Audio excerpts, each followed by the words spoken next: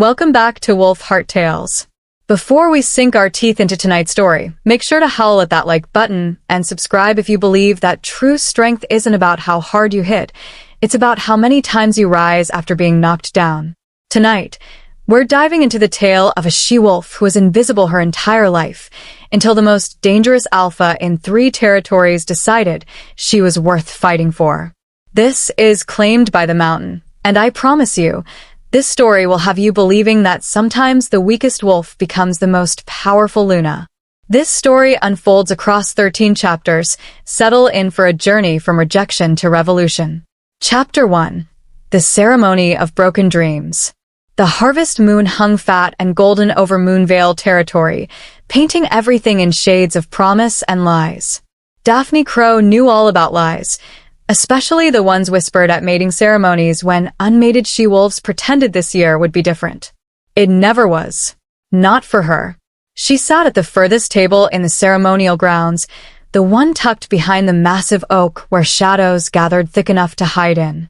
Paper lanterns swayed between ancient trees, casting warm amber light across tables laden with honey cakes and mulled wine. Laughter rippled through the crowd like water over stones, bright, expectant, cruel in its casual joy. Every unmated wolf in Moonvale had gathered here tonight, dressed in their finest, wearing hope like perfume. The she-wolves in silk and satin, the males with their chests puffed out, all of them ready to find their forever under the moon goddess's blessing. Everyone except Daphne. She wore the same gray dress she'd worn to 3 ceremonies before this one, simple, loose, hiding her too-thin frame. She'd tried, the goddess knew she'd tried. Braided her dark hair until her fingers cramped, scrubbed her nails clean from the garden work, even dabbed on the rose oil Finnick had given her last week with that pitying smile. But there was no hiding what she was. The runt. The weakling. The wolf whose shift was so small, so pathetically weak, that even Omega males looked away in embarrassment when she tried to run with the pack.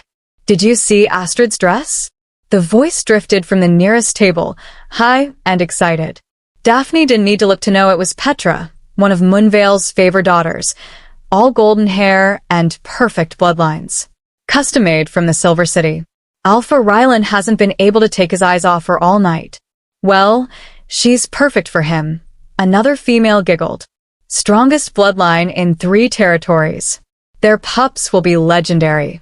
Daphne's fingers tightened around her cup of watered-down wine until her knuckles went white. She should be used to this by now. 23 years old and still unmated, still alone, still watching from the shadows while others found their forever. Daphne. She looked up to find Finnick standing beside her table, his healer's bag slung over one shoulder. He was old enough to be her grandfather, with kind eyes that had witnessed too much disappointment, too much pain. He'd been the one to deliver her 23 years ago, had watched her parents die of silver poisoning when she was barely 5, had stayed with her grandmother through her final winter 2 years past. He was the only wolf in Moonvale who looked at her and saw something other than a mistake. You shouldn't sit back here alone, Finnick said softly, settling onto the bench across from her. Come join the others. It's not too late. I'm fine here, Finnick. Really?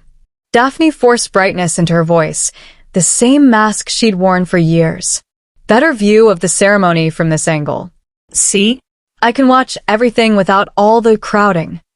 They both knew it was a lie. The kindness in Finnick's eyes made her throat tight. Your grandmother used to tell me something, he said, reaching across to pat her hand. She said the moon goddess has a plan for every wolf, even the ones who can't see it yet. Especially those ones. Did she have a plan for leaving me alone in a pack that wishes I'd disappear? The bitterness leaked through before Daphne could stop it. Finnick's expression crumpled. Child. I'm sorry. Daphne pulled her hand back, wrapping both arms around herself. That was cruel. You've been nothing but kind to me. I'm tired, Finnick. So tired of pretending this doesn't hurt. I know. His voice was rough with emotion. I know you are. But your grandmother was right about one thing. You're stronger than anyone in this pack gives you credit for. Stronger than you give yourself credit for. Before Daphne could respond, Alpha Declan's voice boomed across the ceremonial grounds, silencing all conversation. Brothers and sisters of Moonvale. The ancient Alpha stood on the raised platform at the heart of the gathering, his silver hair gleaming in the lantern light. Tonight, under the harvest moon, we gather to honor our most sacred tradition. The mating ceremony bonds our pack, strengthens our bloodlines, ensures our survival for generations to come. Daphne had heard this speech 4 times before. She could recite it in her sleep, probably mumble it while unconscious. When I call your name, step forward, Alpha Declan continued. The moon goddess will guide worthy males to choose their mates. Trust in her wisdom. Trust in our ways. The ceremony began. One by one, names were called. One by one, unmated she-wolves stepped onto the platform in their beautiful dresses, their perfect hair, their confident smiles. And one by one, strong males, alphas and betas with good bloodlines and better prospects, approached to claim them. The air crackled with the electric snap of mate bonds forming, that unmistakable pull of 2 souls recognizing each other. Some bonds were fated, written in the stars before birth. Others were chosen, built through intention and compatibility. Both were sacred. Astrid was chosen first, of course. Alpha Rylan practically bounded onto the platform, his eyes glowing amber with desire and certainty. The crowd erupted in cheers, howls of approval and joy. Petra went next, paired with a visiting beta from the Northern Ridge pack. More cheers, more congratulations, more celebration. Daphne counted 17 successful pairings before the pool of unmated she-wolves grew noticeably smaller. With each pairing, the ache in her chest grew heavier. Not jealousy. She wasn't cruel enough to begrudge others their happiness. Just loneliness. The bone-deep knowledge that she would never stand on that platform and have someone look at her the way those males looked at their new mates. Like she was precious. Like she mattered. Daphne Crow. Her name landed like a stone dropped into still water. The cheerful chatter died instantly. Heads turned. Dozens of pairs of eyes fixed on her, and Daphne felt the weight of their attention like physical pressure against her skin. Pity from the elders.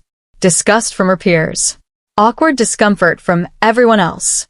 She stood on shaking legs, her heart hammering so hard she thought it might crack her ribs.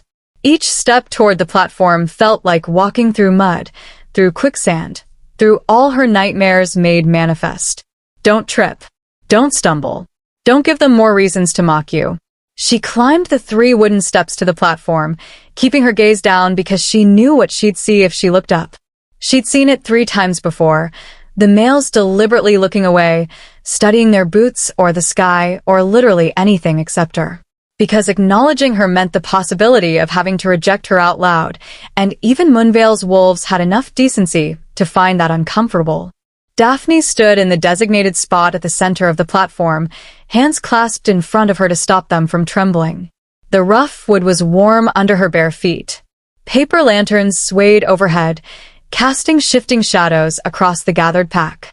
Daphne Crow, Alpha Declan said gently, his voice heavy with sympathy that made her want to scream, daughter of the late Marcus and Elena Crow, presents herself to be chosen. Silence. Daphne counted heartbeats. 1, 2, 5, 10. 15. No male moved. No one even looked at her. She'd known this would happen. Had known it with bone-deep certainty since she'd turned 20 and still hadn't been chosen. But knowing didn't make the humiliation burn any less hot, didn't make the rejection any easier to swallow. Somewhere in the crowd, a child laughed at something unrelated, the sound piercing and sharp in the heavy quiet. Perhaps, Alpha Declan began, his tone apologetic. I'll take her. The voice came from the edge of the ceremonial grounds, deep and rough as gravel dragged over stone. Every head whipped toward the sound, and Daphne's breath caught in her throat. A figure emerged from the treeline. No, not emerged. Materialized. Like he'd been carved from the shadows themselves and decided to take form. He was massive. Easily 6.5 feet tall, with shoulders broad enough to block out the lanterns behind him. Dark hair fell to his collar, framing a face of harsh angles and old scars. One cut through his left eyebrow, another along his jaw, a third bisecting his lower lip. His eyes glowed amber in the darkness, reflecting the firelight like a predator's. And those eyes were fixed on Daphne with an intensity that stole what little breath she had left. The crowd parted before him like water before a stone. Daphne had never seen him before. Nobody had, judging by the gasps and whispers erupting around her. Moon goddess preserve us. That's not Shadowcrest. That's the Shadowcrest Alpha. Alpha Declan straightened to his full height, decades of authority settling over him like a mantle. And you are? The stranger climbed onto the platform with casual grace that belied his massive size. He moved like violence barely contained, like power wrapped in flesh and given purpose. When he spoke, his voice carried across the silent ceremonial grounds with the weight of absolute certainty. Jasper Thornmore, Alpha of Shadowcrest Pack. His gaze never left Daphne. And I'm claiming this female as my mate. The ceremonial grounds exploded into chaos. Chapter 2. The Devil's Bargain. Shadowcrest.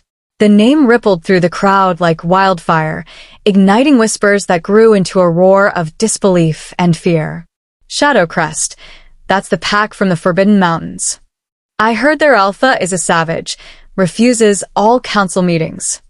They say he killed his own father to take the position. Why would he come here? Why would he want her? That last question cut deepest because Daphne was wondering the exact same thing. She stood frozen on the platform, staring up at the massive alpha who had just claimed her. Jasper Thornmore. Even his name sounded dangerous. All hard consonants and sharp edges, nothing soft or safe about it. Up close, he was even more intimidating. The scars that marked his face continued down his neck, disappearing beneath the collar of his dark shirt. His hands, when he crossed his arms, were marked with calluses and old wounds. This was a wolf who had fought for everything he had and won. But it was his eyes that held her captive, amber, burning with an intensity that made her feel seen for the first time in her life. Not pitted, not dismissed. Seen. Alpha Declan stepped between them, his aged face stern with protective authority. Alpha Thornmore. While we appreciate your interest, the mating ceremony has protocols. You cannot simply appear and claim. The ceremony allows any unmated alpha to choose an unmated female. Jasper's voice was calm, but there was steel beneath it. Moonveil steel that could cut through bone. I've chosen. Unless your traditions are merely decorative. The challenge was clear. Deny him and admit the ceremony was a sham, that some she-wolves were considered too unworthy even for the sacred tradition. Accept him and allow one of their own to be taken by a complete stranger from a pack with a brutal reputation. Alpha Declan's jaw tightened. Around the platform, council members were conferring in urgent whispers. Daphne found her voice, though it came out smaller than she intended. I don't understand. You don't even know me. Those amber eyes fixed on her again, and she felt the weight of his attention like standing too close to a bonfire, dangerous and warm in equal measure. I know enough, he said simply. That's not an answer, Alpha Thornmore. A new voice cut through the tension.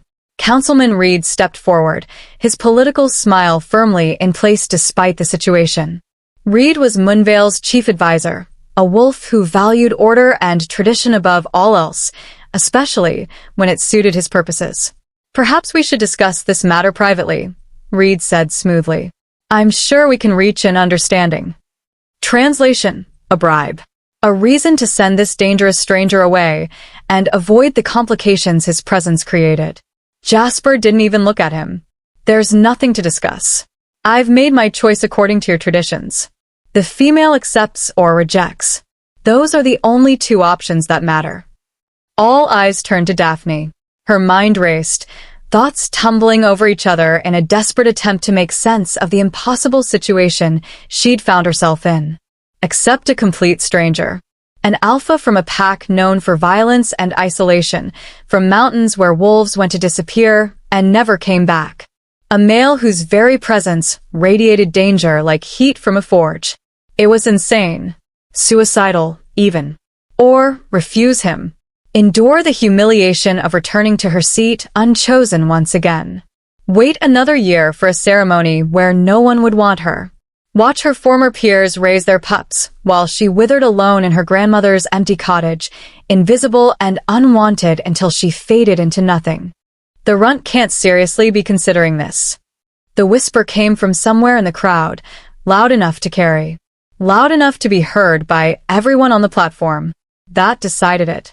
Daphne lifted her chin and met Jasper's gaze directly. What exactly are you offering, Alpha Thornmore? Something that might have been approval flickered in his eyes. A mate bond. A place in my pack. Protection. Why me? She pressed, needing to understand even if the answer hurt. You could have any female. Stronger ones. More beautiful ones. Why choose? I could, he agreed, cutting her off. But I'm choosing you. It wasn't an answer, but the way he said it, firm, final, allowing no argument, made her believe he meant it. Whatever his reasons, they were real to him. Alpha Declan leaned close to her, his voice dropping to a whisper meant only for her ears. Child, you don't have to do this. We can find another way. Another way to what? Daphne whispered back, unable to keep the bitterness from her voice. Watch me sit alone at next year's ceremony, and the year after that. She swallowed hard. At least this way, I'll belong somewhere. Shadowcrest is dangerous. And Moonvale has been so safe for me? The words escaped before she could stop them. Sharp and true. Declan's face crumpled with guilt, and Daphne immediately regretted her honesty. None of this was his fault. He'd been kind to her in his way, and had never been cruel like some of the others. But kindness didn't change facts. Kindness didn't make her any less alone. She turned back to Jasper, pulse hammering in her throat. If I accept what happens, do I just leave with you? Tonight? Yes. I need to pack my things. Say goodbye. Pack light, he interrupted. We leave within the hour. An hour? Moon Goddess, he was serious. This was really happening. Daphne searched his face for any sign of deception, cruelty, or the mockery she'd learned to expect from males who noticed her at all. But Jasper's expression remained unreadable, not cruel, not kind, just absolutely determined. I need one thing from you first, she said quietly. His eyebrow, the one bisected by that scar, lifted slightly. Name it. The truth. Why are you really doing this? For a long moment, Jasper said nothing. The ceremonial grounds had gone silent again, everyone straining to hear. Then he leaned down, his face close enough that only she could hear his next words. Because I need a mate before the Autumn Council, he said, his breath warm against her ear. And you need someone to choose you. We both get what we need. That's the truth. It wasn't romantic. It wasn't even particularly kind. But it was honest, and somehow that mattered more than pretty lies. Daphne took a shaking breath. One more question. Yes. Are you going to hurt me? Something shifted in Jasper's expression, a crack in that stone facade. When he spoke again, there was something almost gentle in his voice, a softness that seemed at odds with his brutal appearance. No, he said.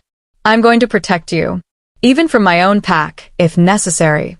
The weight of that promise settled over her.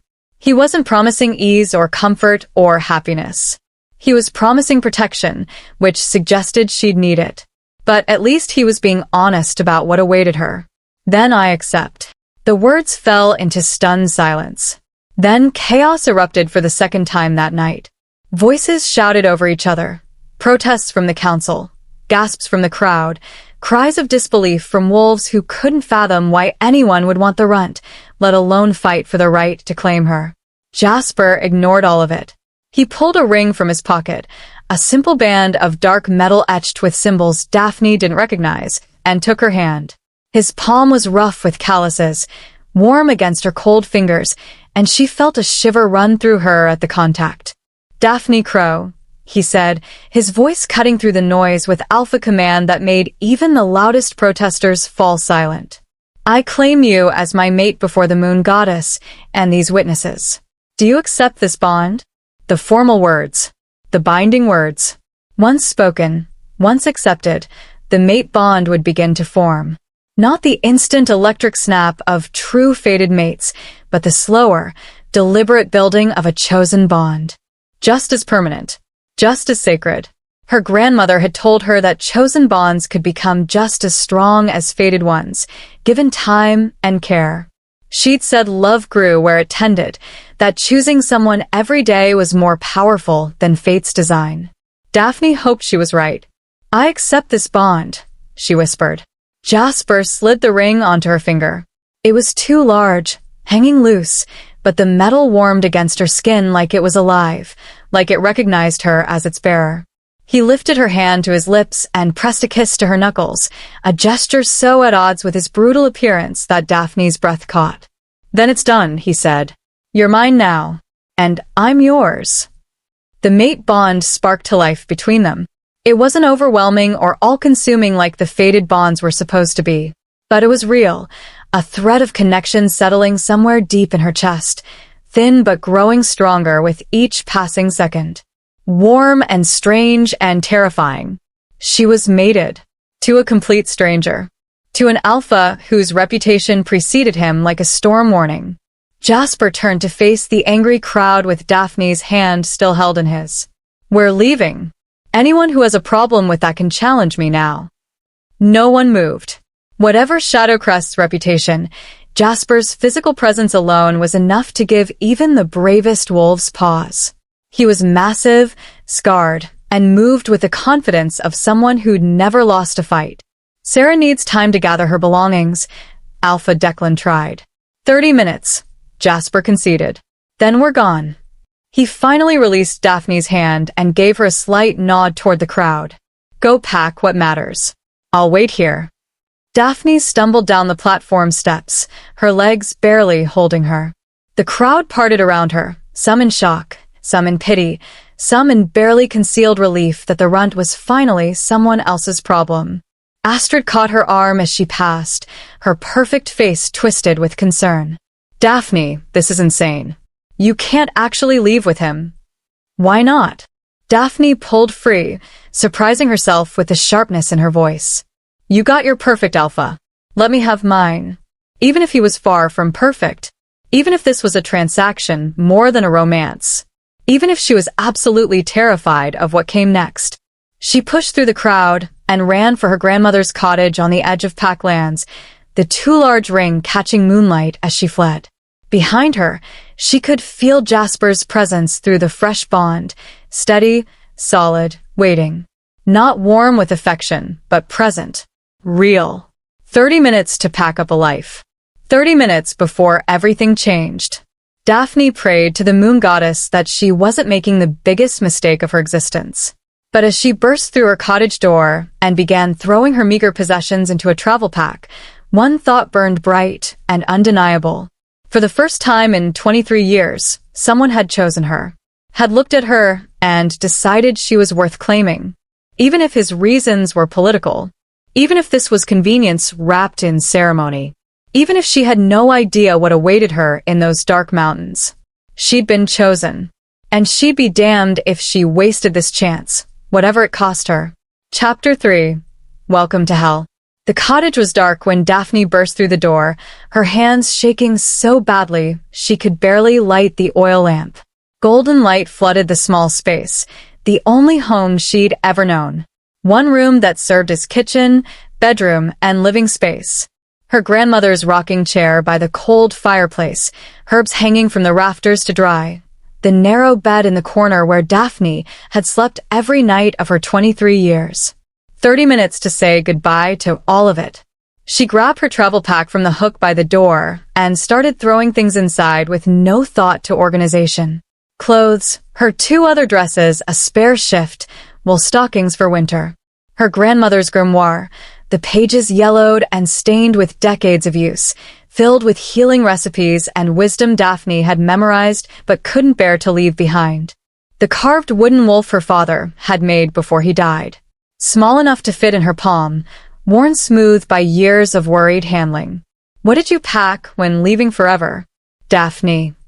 She spun to find Finnick standing in the doorway, slightly out of breath. He must have run after her from the ceremony grounds. Finnick, I can't. I don't have time. I know. He stepped inside, closing the door behind him. His healer's bag hung from his shoulder. I'm not here to stop you. I'm here to help. Relief flooded through her so intensely her eyes burned with sudden tears. Finnick moved to her small shelf of belongings and started pulling down items with practiced efficiency. Hairbrush. Small sewing kit. Tin of salve for wounds. You think I'm insane? Daphne whispered as she continued packing. I think you're brave. He pressed the items into her hands. Jasper Thornmore has a brutal reputation, yes. But I've also heard he's fair. Protective of his pack. If he's claimed you, he'll honor that bond. He doesn't want me, Daphne said, the truth spilling out. He needs a mate for some political reason, the Autumn Council, he said. This isn't about me at all. Finnick paused, meeting her eyes across the small space. Then make it about you. You're cleverer than any wolf in this pack gives you credit for, Daphne. You've survived being unwanted your entire life. That takes a strength most will never understand. He moved closer, gripping her shoulders firmly. Use that strength now. Show Shadowcrest what Moonveil was too blind to see. What if I can't? The fear finally broke through. What if I'm just as weak as everyone thinks? You're not weak. You're a late bloomer. Finnick's voice was firm with certainty. Your grandmother knew it. I know it. Someday that wolf inside you is going to emerge fully, and when it does, Daphne, his grip tightened. When it does, you're going to be magnificent. Daphne wanted to believe him. She'd spent years waiting for her wolf to fully manifest, for the strength that was supposed to come with maturity. But at 23, still barely able to shift, still the smallest wolf in any room, hope felt like another cruel joke. Still, she nodded and continued packing. Finnick helped her gather the essentials, food for the journey, a water skin, her warmest cloak. He added packets of herbs from his own bag, his voice dropping as he explained each one. Valerian for sleep, willow bark for pain, yarrow for wounds. He paused, then added one more packet, his expression grave. And pennyroyal oil, in case you need to prevent. Finnick. Daphne's cheeks burned. I'm a healer. It's my job to prepare you for every possibility. His eyes were serious. I don't think Jasper will force himself on you. But you're going into an unknown pack with an unknown alpha. Better to have options. The reality of her situation crashed over her again. She was leaving with a stranger to a pack known for violence, where she'd have no allies, no protection except from the very male who might become her greatest threat. I'm terrified, she admitted quietly. Good. Finnick tied her pack closed. Fear keeps you alert, but don't let it paralyze you. He pulled her into a quick embrace. Remember, you're not powerless. You have a mind sharper than most, healer's knowledge from your grandmother, and now a mate bonds to an alpha. Those are weapons if you're clever enough to use them. A knock at the door made them both jump. It's time. Jasper's deep voice carried through the wood. Daphne's heart lurched. She looked around the cottage one last time, memorizing every detail. The water stain on the ceiling shaped like a bird. The loose floorboard that creaked by the fireplace. The window that never quite closed all the way, letting in winter drafts and summer moths. I wish grandmother was here, she whispered. She'd know what to do. She'd tell you to trust yourself. Finnick squeezed her shoulder. Write to me if you can. Let me know you're safe. I will. Another knock, more insistent. Daphne shouldered her pack, pulled her cloak around her shoulders, and opened the door. Jasper stood on the threshold, somehow looking even larger in the confined space of her grandmother's small porch. Behind him, she could see torches from the ceremony grounds, the pack gathering to watch her leave. Of course, they would want to witness this spectacle. Ready? Jasper asked. No, not even remotely. But Daphne nodded anyway. Jasper's eyes flicked to Finnick, something unreadable passing over his face. Then he reached out and took Daphne's pack from her shoulder, slinging it over his own like it weighed nothing. Say your goodbyes, he said quietly. We have a long journey ahead. The walk back to the ceremony grounds felt like a death march. Wolves lined the path, some whispering, some staring openly. Daphne kept her chin up through sheer force of will, refusing to give them the satisfaction of seeing her crumble. Alpha Declan waited at the edge of pack territory, his expression troubled. "Daphne, child, if you've changed your mind."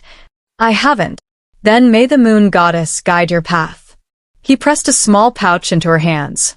Coins clinked inside. "Not much, but enough to get you home if you need it." The kindness nearly broke her. "Thank you, Alpha." Councilman Reed stood nearby, his arms crossed. "This is highly irregular. The council should have been consulted." "The council can file a complaint with Shadowcrest." Jasper cut him off, his voice cold.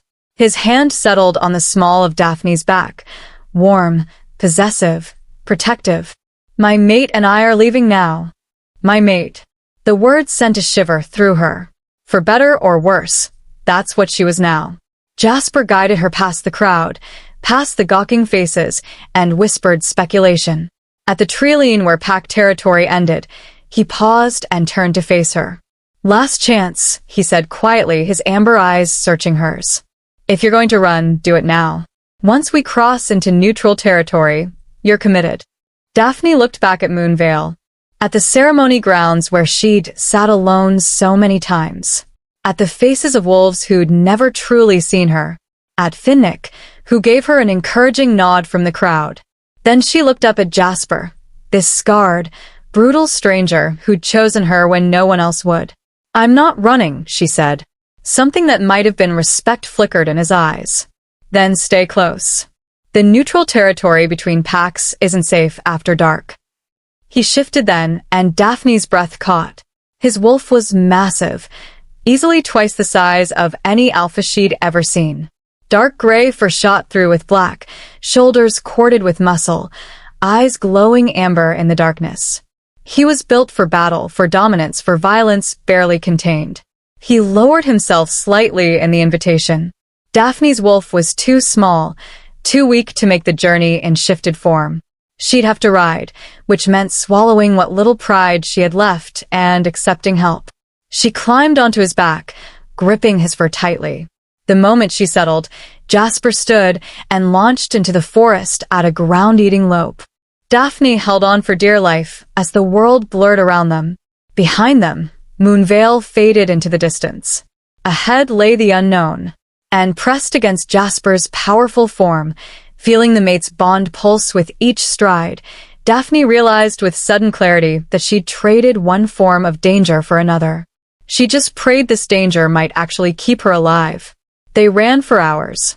The forest changed around them, from the familiar oak groves of Moonvale territory through the neutral wildlands and into darker, wilder woods Daphne had never seen. The trees grew taller here, their branches blocking out the moonlight. The underbrush thickened. Even the air felt different, heavier, charged with ancient power. Shadowcrest territory. Jasper finally slowed near a stream, his sides heaving slightly. He shifted back to human form, and Daphne quickly averted her eyes before sliding off his back. Pack wolves were used to nudity, shifting destroyed clothes unless you learned to undress first. But she and Jasper were still strangers. It felt too intimate, too raw. She heard rustling as he dressed in spare clothes he'd apparently stashed in her pack. When she looked back, he was decent, loose trousers and a shirt that stretched across his broad shoulders. "We rested here for an hour," he said, his voice rough from the run. "Drink." "Eat if you need to. Then we continue." Daphne knelt by the stream and cupped water to her lips. The cold shocked her system, chasing away some of the fog of exhaustion and unreality. "How much further?" she asked. 3 more hours at full speed. We'll reach Shadowcrest by dawn." Dawn. Then this strange new life would truly begin. Daphne settled against a tree trunk, pulling her cloak tight against the chill. Jasper stood watch nearby, alert and tense even while resting. He looked ready for battle even now, scanning the darkness for threats. "Can I ask you something?" Daphne ventured after a moment of silence. "You can ask. I may not answer." "Fair enough." She paused, gathering courage. Earlier, You said you needed a mate before the Autumn Council. Why? Jasper was quiet for so long she thought he wouldn't respond. Then, pack law. An alpha must be mated to hold their position beyond age 30. I will turn 30 in 2 months. Understanding dawned. So, if you didn't find a mate, the council could challenge my right to lead, force me to step down, or fight every male who thinks they could do better. His jaw clenched. I've held Shadowcrest for 8 years. Rebuilt it from the ruins my father left. I'm not surrendering it to some ambitious fool because of an outdated law. So you need a mate, Daphne said quietly. And I was convenient. You were willing. He turned to look at her directly. Don't underestimate the value of that. I don't have time for courtship or political games. You needed to be chosen. I needed a mate. We helped each other. It was brutally practical. Unromantic. But at least it was honest. What should I expect when we arrive? Daphne asked. Your pack. Will they accept me? Jasper's laugh was harsh. No. They'll hate you on principle. You're weak from a foreign pack and chosen by their alpha for political reasons. They'll test you, push you, try to force you into submission or drive you away. Daphne's stomach dropped. That's not encouraging. I'm not here to coddle you with pretty lies. He crossed his arms. Shadowcrest isn't like Moonvale. We don't have fancy ceremonies and traditions. We have survival. The strong protect the weak, but they don't tolerate uselessness. I'm not useless, Daphne said, anger sparking despite her fear. Then prove it. His amber eyes pinned her. That's what you'll have to do every single day. Prove you deserve to be there. Prove you're more than the runt everyone sees. And what about you? The question burst out before she could stop it. Will you protect me, or just throw me to the wolves? I'll protect you from real danger, but I won't shield you from every challenge. Jasper's expression was hard. If I do, they'll never respect you. Never see you as anything but my burden. You want to survive Shadowcrest? You'll have to fight for your place. It was the opposite of everything Daphne had hoped for. No gentle introduction. No gradual acceptance. Just trial by fire from day one. I don't know if I can do this, she admitted quietly. You can. Jasper pushed off the tree he'd been leaning against. You already chose to. That takes courage most wolves don't have. He walked to the other side of the clearing, giving her space, leaving her alone with her racing thoughts and the growing weight of what she'd agreed to. Daphne touched the ring on her finger. Too large, too heavy, too real. She'd wanted to be chosen, to matter to someone, To belong. Careful what you wish for, her grandmother's voice whispered in memory. Because now she belonged to the most dangerous alpha in 3 territories, was heading to a pack that would hate her, and had no idea if she was strong enough to survive what came next.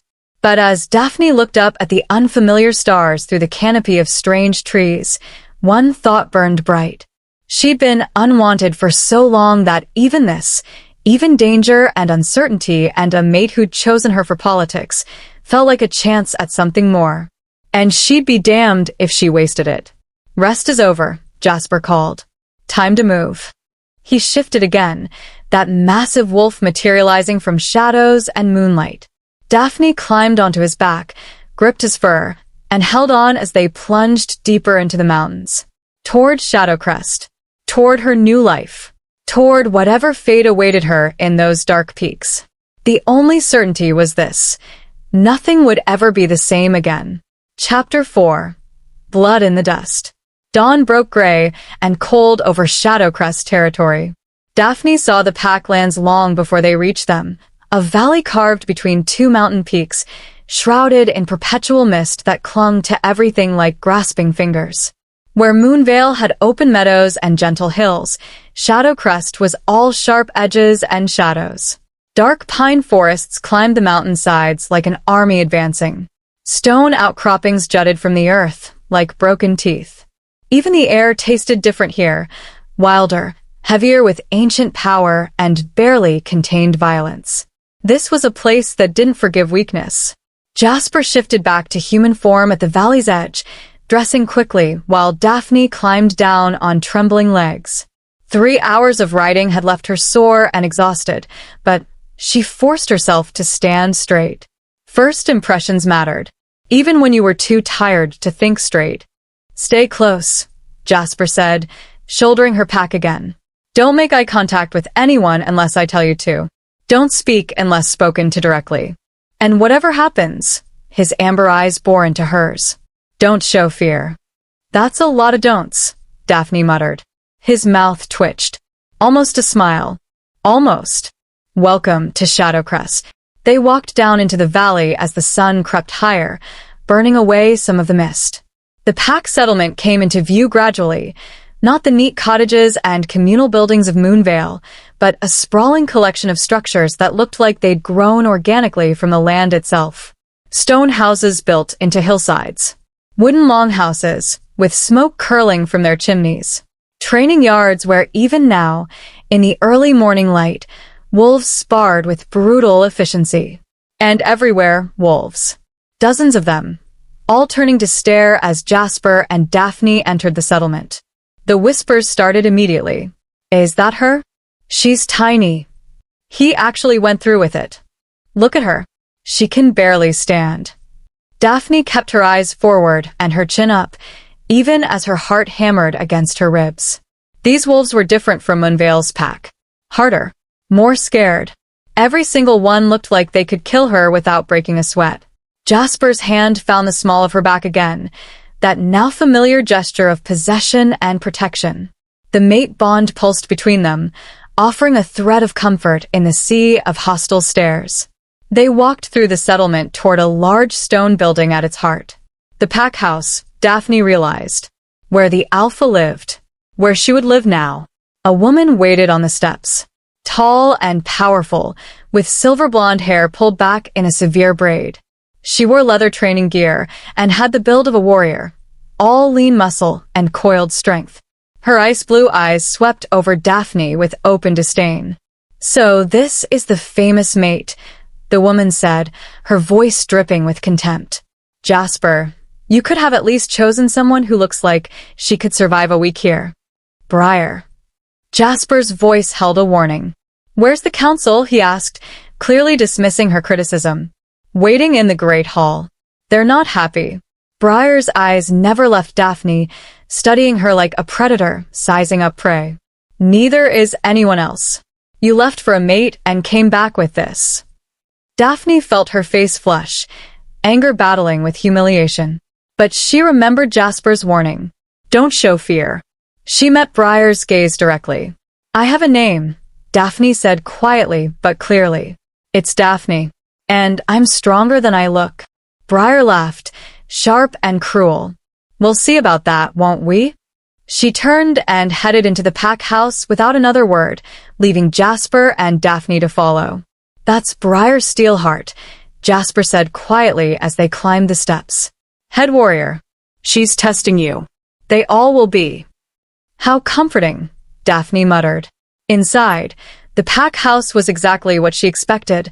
Massive, austere, dominated by weapons mounted on walls and stone floors that echoed with every footstep. Everything here spoke of warfare, of survival, of strength as the only currency that mattered. The Great Hall was even more intimidating. A long table dominated the center, where 5 wolves sat in judgment. 3 males, 2 females, all older and radiating authority. The council that governed Shadowcrest alongside their alpha. They stood as Jasper entered, showing respect for his position. But their eyes on Daphne held nothing but skepticism. "Alpha Jasper." The eldest male spoke, gray-haired with a scar that bisected half his face, running from forehead to jaw. "Welcome home. We heard rumors you'd found a mate at Moonvale." "Not rumors. Fact." Jasper pulled Daphne forward gently, but firmly. "This is Daphne Crow. My chosen mate. She's under my protection and entitled to all the rights of an alpha's mate." "If she's worthy," one of the females said, middle-aged with sharp features and calculating eyes. "The council invokes the right of assessment. We must know what she brings to Shadowcrest." Daphne's stomach dropped. "Right of assessment? That didn't sound good."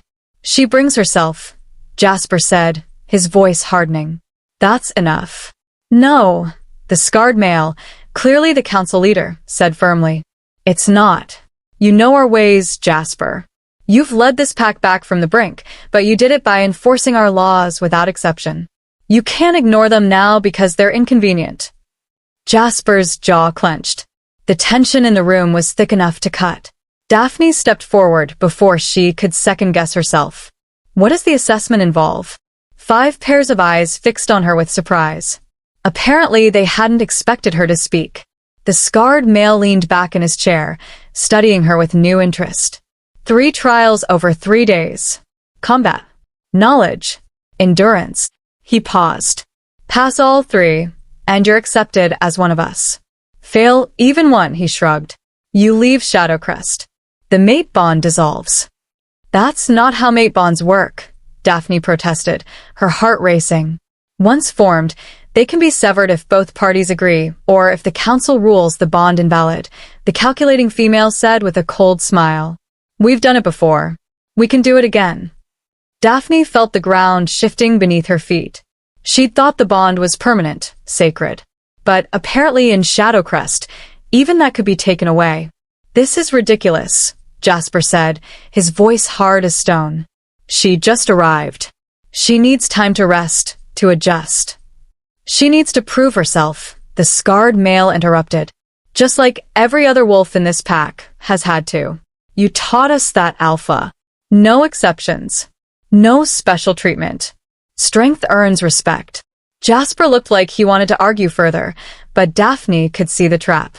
If he fought too hard for her, he'd undermine his own authority. Prove that he gave special treatment to his mate while demanding everyone else earn their place. She couldn't let that happen. I'll do it, Daphne said quietly. Daphne, Jasper started. I'll do the assessment. She looked up at him, trying to project confidence she didn't feel. You said I'd have to prove myself every day. Might as well start now. Something flickered in his eyes. Surprise. Maybe even admiration. You don't have to. Yes, I do. She turned back to the council, her heart hammering but her voice steady. When do we start? The scarred male smiled, a genuine smile this time, though no less dangerous. I like her spirit, Jasper. Let's see if she has anything else. He stood, the other council members following suit. The first trial begins at noon. Combat. You'll face one of our wolves in the training yard. Not to the death, he added, seeing Jasper's expression darken, but to submission or unconsciousness. Standard dominance fight. Daphne's stomach dropped to her feet. Combat. Against wolves who'd been training their entire lives to be warriors. Against opponents who probably outweighed her by 50 pounds. She was going to lose. They all knew it. But if she didn't at least try, if she backed down now, she'd be admitting defeat before she even began. I understand, she managed. Good. The calculating female's eyes gleamed with something like satisfaction. I suggest you spend the next few hours preparing. You're going to need it. The council filed out, leaving Daphne and Jasper alone in the Great Hall. The moment they were gone, Jasper rounded on her. You didn't have to agree to this. What choice did I have? Daphne wrapped her arms around herself, suddenly cold. Say no and prove I'm too weak to be here? At least this way I have a chance. You have no chance. Jasper's words were brutal in their honesty. Not in combat. You know that. Then why did you bring me here? The question exploded out of her, weeks of confusion and fear finally breaking through. You knew what your pack was like.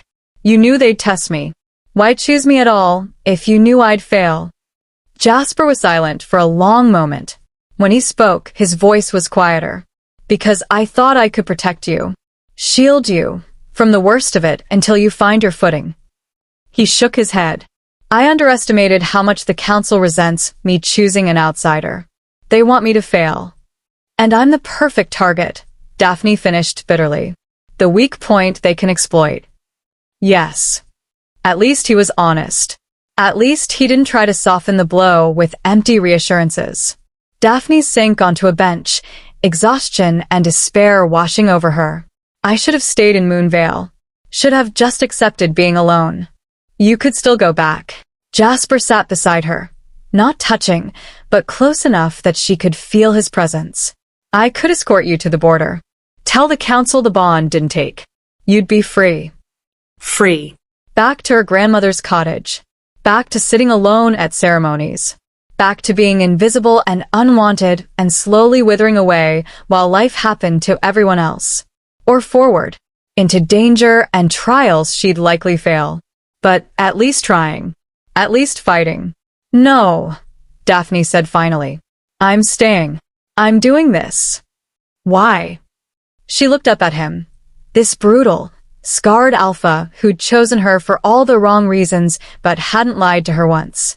Because for the first time in my life, someone chose me. She touched the too large ring on her finger. Even if it was just for politics. Even if you need me more than want me, that means something. And I'm not throwing it away without a fight. Jasper's expression shifted, something almost like respect warming those cold amber eyes. Then we have 4 hours to prepare you. He stood, offering his hand. Come on. If you're going to lose anyway, let's make sure you lose with honor. It wasn't encouraging, but somehow it was exactly what Daphne needed to hear. She took his hand and let him pull her to her feet. 4 hours to prepare for a fight she couldn't win. 4 hours to prove she was more than the runt everyone saw. 4 hours before her new life truly began, or ended. Daphne just hoped she'd survive long enough to find out which. The training yard was packed. Word had spread fast. The new Alpha's mate, the weak runt from Moonvale, was going to fight. Every wolf in Shadowcrest who could walk had gathered to watch what promised to be a spectacular humiliation. Daphne stood at the edge of the yard, trying to control her breathing. 4 hours of preparation with Jasper had taught her exactly one thing. She was hopelessly outmatched. He'd shown her basic defensive stances. How to protect her throat and belly. How to fall without breaking bones. All necessary skills when you knew you were going to lose. He hadn't tried to teach her offense. There was no point. Remember, Jasper said quietly beside her, his voice pitched for her ears only. Survive as long as you can. Show courage. That matters more than winning. Easy for him to say. He'd probably never lost a fight in his life. The scarred council leader, Daphne had learned his name was Elder Gareth, stepped into the center of the yard. His voice boomed across the gathered crowd. By pack law and the right of assessment, Daphne Crow will face trial by combat. He paused, letting the words sink in. The fight continues until submission, unconsciousness, or another pause. Death. Though we prefer the first 2 options. Nervous laughter rippled through the crowd. Her opponent today is Briar Steelheart, our pack's head warrior. Of course it was Briar. The silver-haired woman stepped into the yard, already stripped down to fighting leathers. Her muscles coiled and ready, her ice-blue eyes fixed on Daphne with predatory focus. She looked like a war goddess. Beautiful and deadly and absolutely merciless. Daphne suddenly wanted to vomit. Shift and fight, or fight as human, Gareth continued. Your choice, Daphne Crow. Shifting meant revealing just how pathetically small her wolf was. Fighting as human meant facing a trained warrior with nothing but the basic moves Jasper had frantically taught her that morning. She chose humans. At least that way the humiliation would be slightly less visible. Daphne walked into the center of the yard on shaking legs. The crowd pressed closer, their excitement palpable. Blood sport had always drawn crowds, and she was today's entertainment. Briar circled her slowly, predatory. Last chance to run back to Moonvale, little runt. I'm not running, Daphne said, her voice steadier than she felt. Pity. Briar smiled, all teeth. I was hoping you'd make this interesting. Elder Gareth raised his hand. Fight begins on my mark. 3, 2, 1. Briar moved like lightning. Daphne barely had time to raise her arms before the first hit connected, a brutal punch to her ribs that drove the air from her lungs. She staggered back, gasping, and Briar was already there with a kick that swept her legs out from under her. Daphne hit the ground hard, dust filling her mouth. The crowd roared. Get up, get up, get up. She rolled to the side just as Briar's boot slammed down where her head had been. Scrambled to her feet, arms up in the defensive stance Jasper had shown her. Block the throat. Protect the belly. Briar came at her again, a flurry of strikes that Daphne could barely track, let alone block. Fists and elbows and knees, each one landing with brutal precision. Daphne's arms took most of the damage, but enough got through that she tasted blood, felt it running hot down her chin from a split lip. "Is this all you've got?" Briar taunted, not even breathing hard. Pathetic. The crowd was chanting now, Briar's name, over and over, a rhythmic drumbeat of her inevitable defeat. Daphne caught a glimpse of Jasper at the edge of the yard. His face was carved from stone, but his hands were clenched into fists at his sides. He wasn't going to intervene. Couldn't, without undermining everything. She was alone in this. Briar grabbed Daphne's arm and twisted, sending her crashing to the ground again. This time Briar followed her down, knee pressing into Daphne's spine, hand fisting in her hair to wrench her head back, exposing her throat. "Submit," Briar growled against her ear. "Make this easier on yourself." Every instinct screamed at Daphne to give in, to end this torture. She was going to lose anyway. Why prolong the agony? But then she saw them, the faces in the crowd, the satisfaction, the smugness, the absolute certainty that she was weak, worthless, exactly what they'd expected. And something in Daphne cracked. Not broke. Cracked. Like ice under pressure, revealing something harder beneath. She remembered every ceremony where she'd sat alone, every dismissive glance, every whispered insult, every moment of being invisible, unwanted, less than, Every single time. "No," Daphne gasped out. "What?" "I said a no." With strength she didn't know she possessed, Daphne twisted in Briar's grip, not breaking free, but shifting just enough to get her elbow into the warrior's ribs. It wasn't much. Barely made Briar grunt. But it was enough to loosen her hold for a fraction of a second. Daphne rolled, kicking out wildly. Her foot connected with something, Briar's shin, and then she was scrambling away, putting distance between them. The crowd had gone quiet. Daphne stood swaying, blood dripping from her split lip, every part of her body screaming in pain. But she raised her fists again. "I'm not submitting," she said clearly. Briar's expression shifted, surprise giving way to something that might have been respected, or might have been angry at being denied an easy victory. "Your funeral," Briar said. She attacked again, but this time Daphne was ready. Not skilled enough to win, but determined enough to make it cost something. She blocked what she could, rolled with the hits she couldn't avoid, and refused to stay down. Again and again, Briar put her on the ground. Again and again, Daphne got back up. The crowd's bloodlust shifted to something else, a kind of horrified fascination. This wasn't supposed to happen. The runt was supposed to break quickly, submit like any sensible wolf outmatched by a superior opponent. But Daphne kept getting up. "Stay down," Briar snarled, frustration leaking through her controlled demeanor. "Make me," Daphne spat blood into the dust. They clashed again. This time, when Briar reached for her, Daphne remembered something Finnick had taught her years ago when dealing with aggressive patients. Use their momentum against them. She didn't try to block Briar's charge. Instead, she dropped and rolled, letting Briar's own force carry her past. The warrior stumbled, caught off guard. It gave Daphne 3 precious seconds. 3 seconds to breathe. To think. To Briar's fist caught her in the temple, and the world exploded into stars. Daphne felt herself falling, the ground rushing up to meet her. This time, she didn't have the strength to rise. Her vision blurred, doubled. She could hear the crowds roar like it was coming from underwater. Briar's boot pressed against her throat, not choking, but dominant. The classic submission pose. "Submit," Briar demanded. now. Daphne's mouth moved, trying to form the words. She should submit. It was over. She'd lost. Continuing would just mean more pain, more humiliation. But through her blurred vision, she saw Jasper. saw something in his expression that wasn't disappointment or pity. Pride. She'd lost the fight, but she hadn't lost herself. Daphne gasped against the pressure on her throat. I submit. The words tasted like ash, but they were necessary.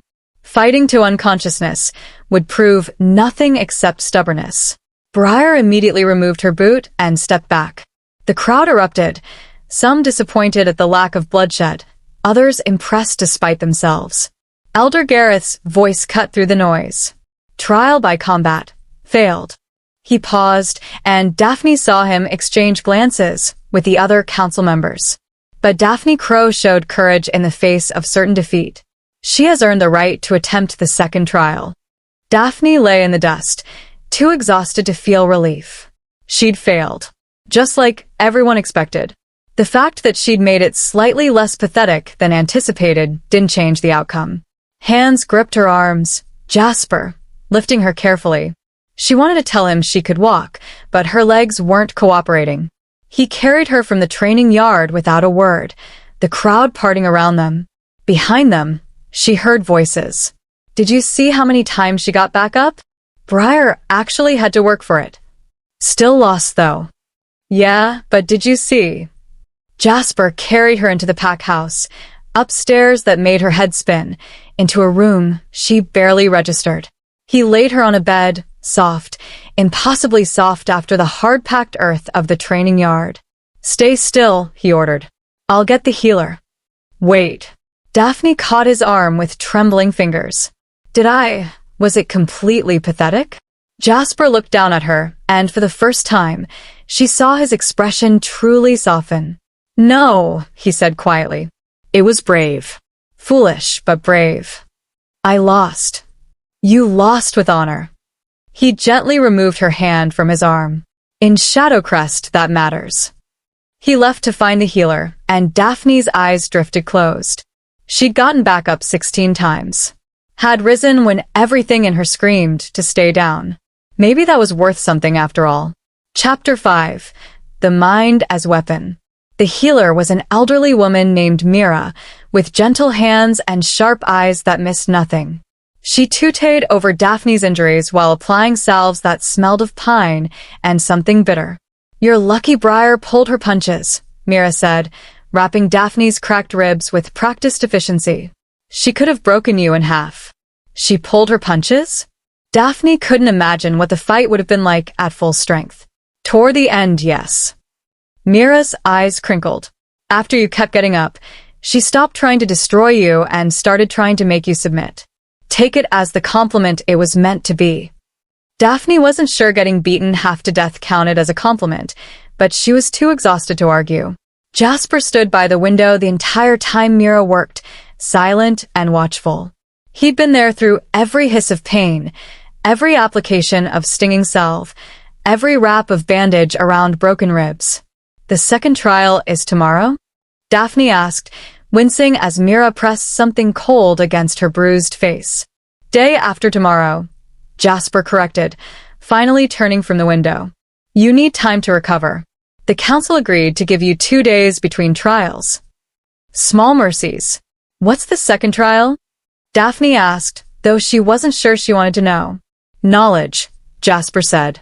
They'll test your understanding of pack law, healing, history, and survival skills. He moved closer, his expression serious. It's an oral examination before the full pack. You'll answer questions until they're satisfied, or until you fail to answer correctly 3 times. So the opposite of the physical trial. This one would test her mind, her one actual strength.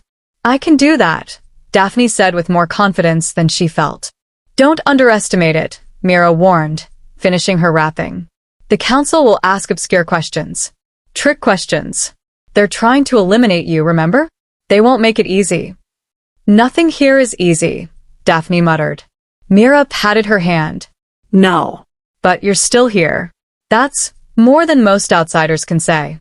After the healer left, silence filled the room.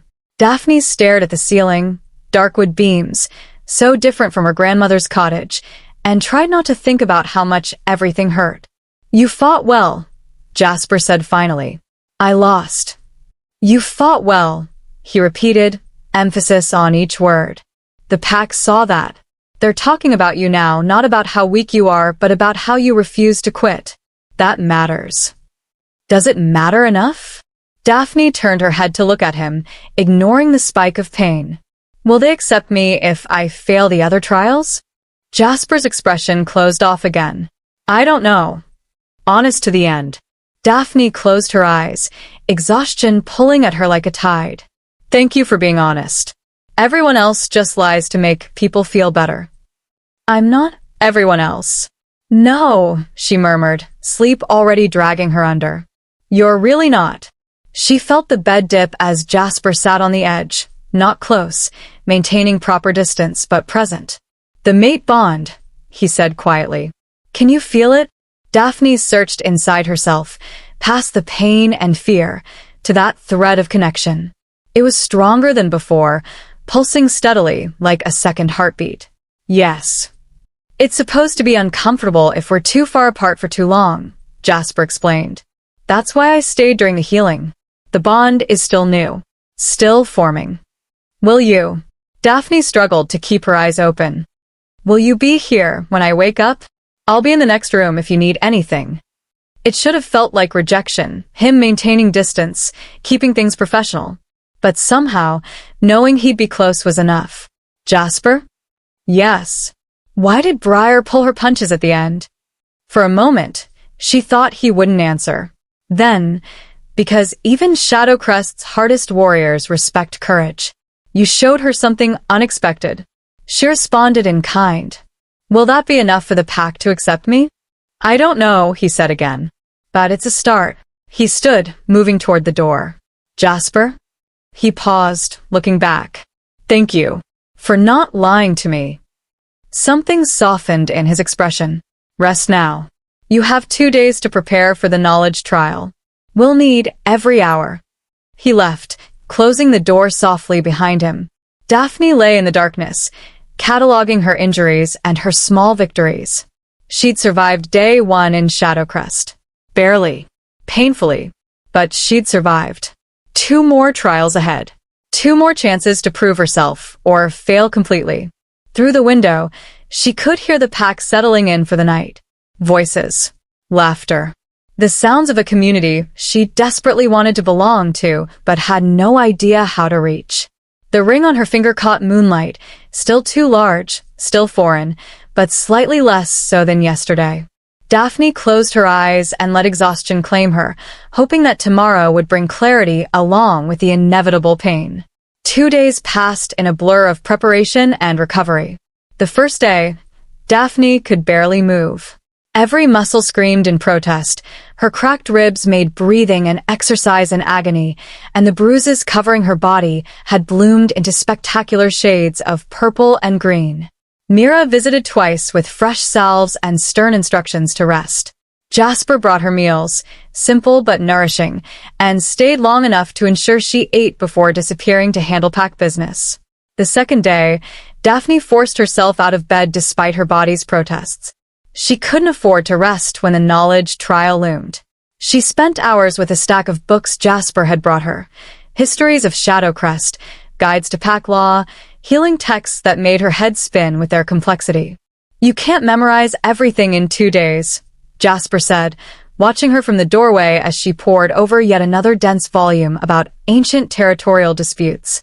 Then I'll memorize what I can and improvise the rest. Daphne didn't look up from the page detailing pack hierarchy structures. Knowledge is the one thing I might actually be good at. The council knows that. They'll try to catch you off guard. Let them try. She felt his approval through the mate bond before he spoke. You're different than you were in Moonvale. I'm the same person.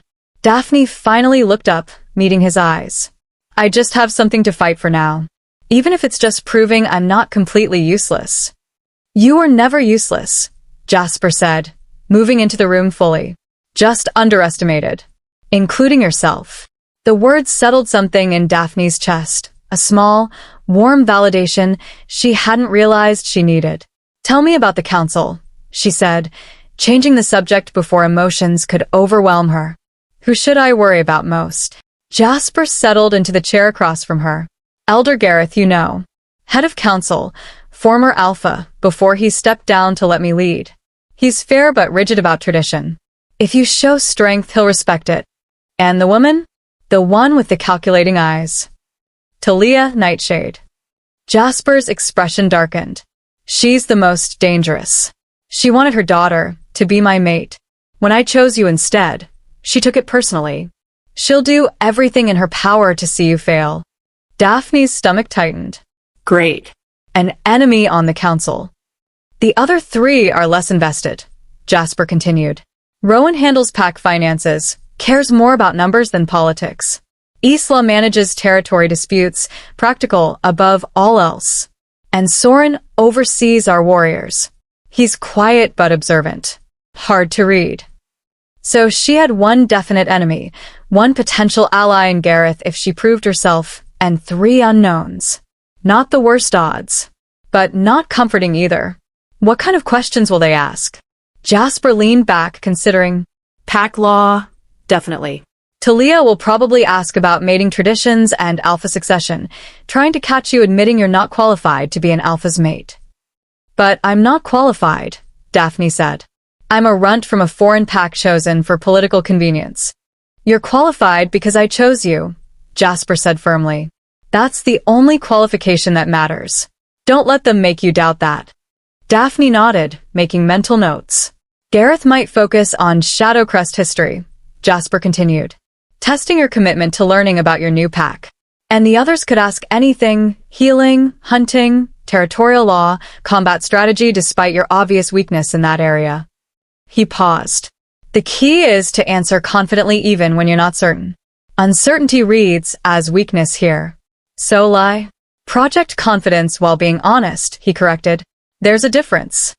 Daphne returned to her books, absorbing everything she could about Shadowcrest's history, their laws, their traditions. She studied until her eyes burned, until the words blurred together, until Jasper finally took the book from her hands. Enough, he said firmly. You need rest more than knowledge at this point. Just one more chapter. Daphne. His tone was gentle but absolute. Sleep. You'll think more clearly tomorrow with rest than you'll tonight exhausted. He was right, though she hated to admit it. That night, Daphne dreamed of questions with no answers, of standing before a crowd that laughed as she fumbled for words. She woke before dawn, heart racing, and spent the remaining hours reviewing everything she'd learned until the words became a mantra. Pack law, Shadowcrest history, healing knowledge, survival skills. She could do this. She had to. When the sun finally rose, Daphne dressed carefully in the simple but clean clothes Jasper had provided.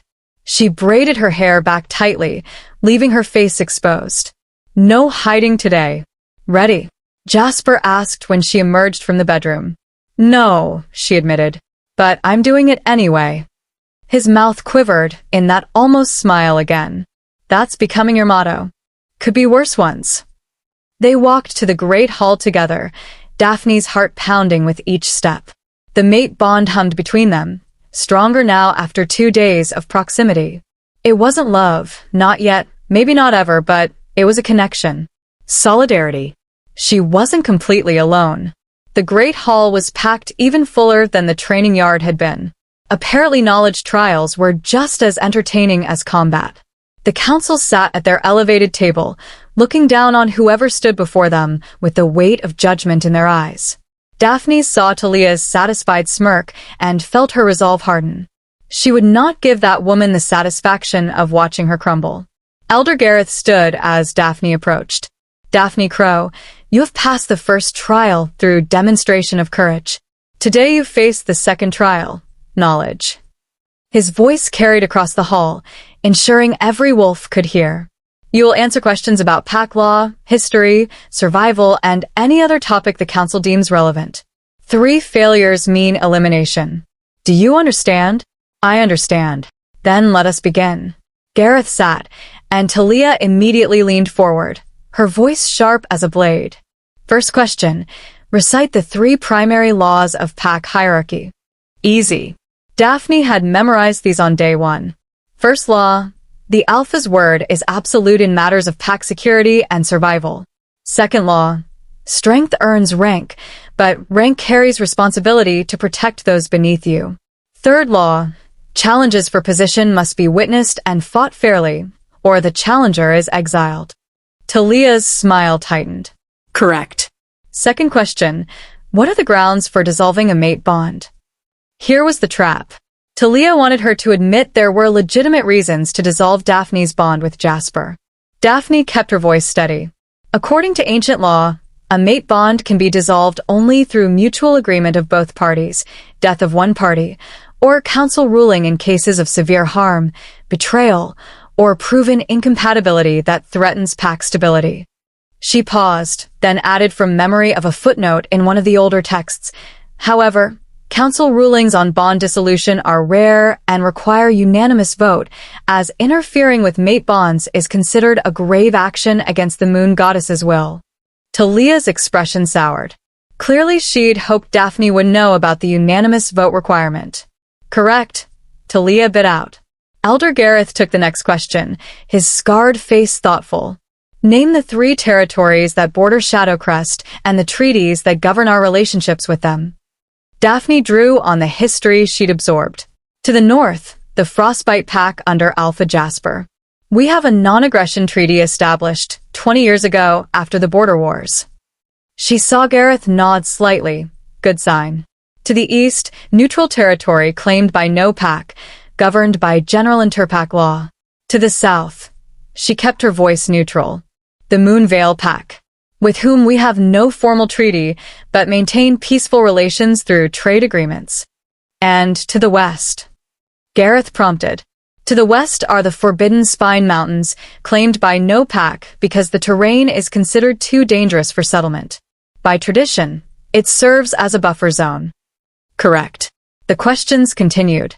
Rowan asked about pack finances and resource management, how to balance food stores for winter, calculate territory needs based on population, and manage trade agreements. Isla questioned her on territorial dispute resolution, asking about hypothetical conflicts and how she'd mediate them. Soren, the quiet weapons master, asked about the properties of various metals used in weapon making.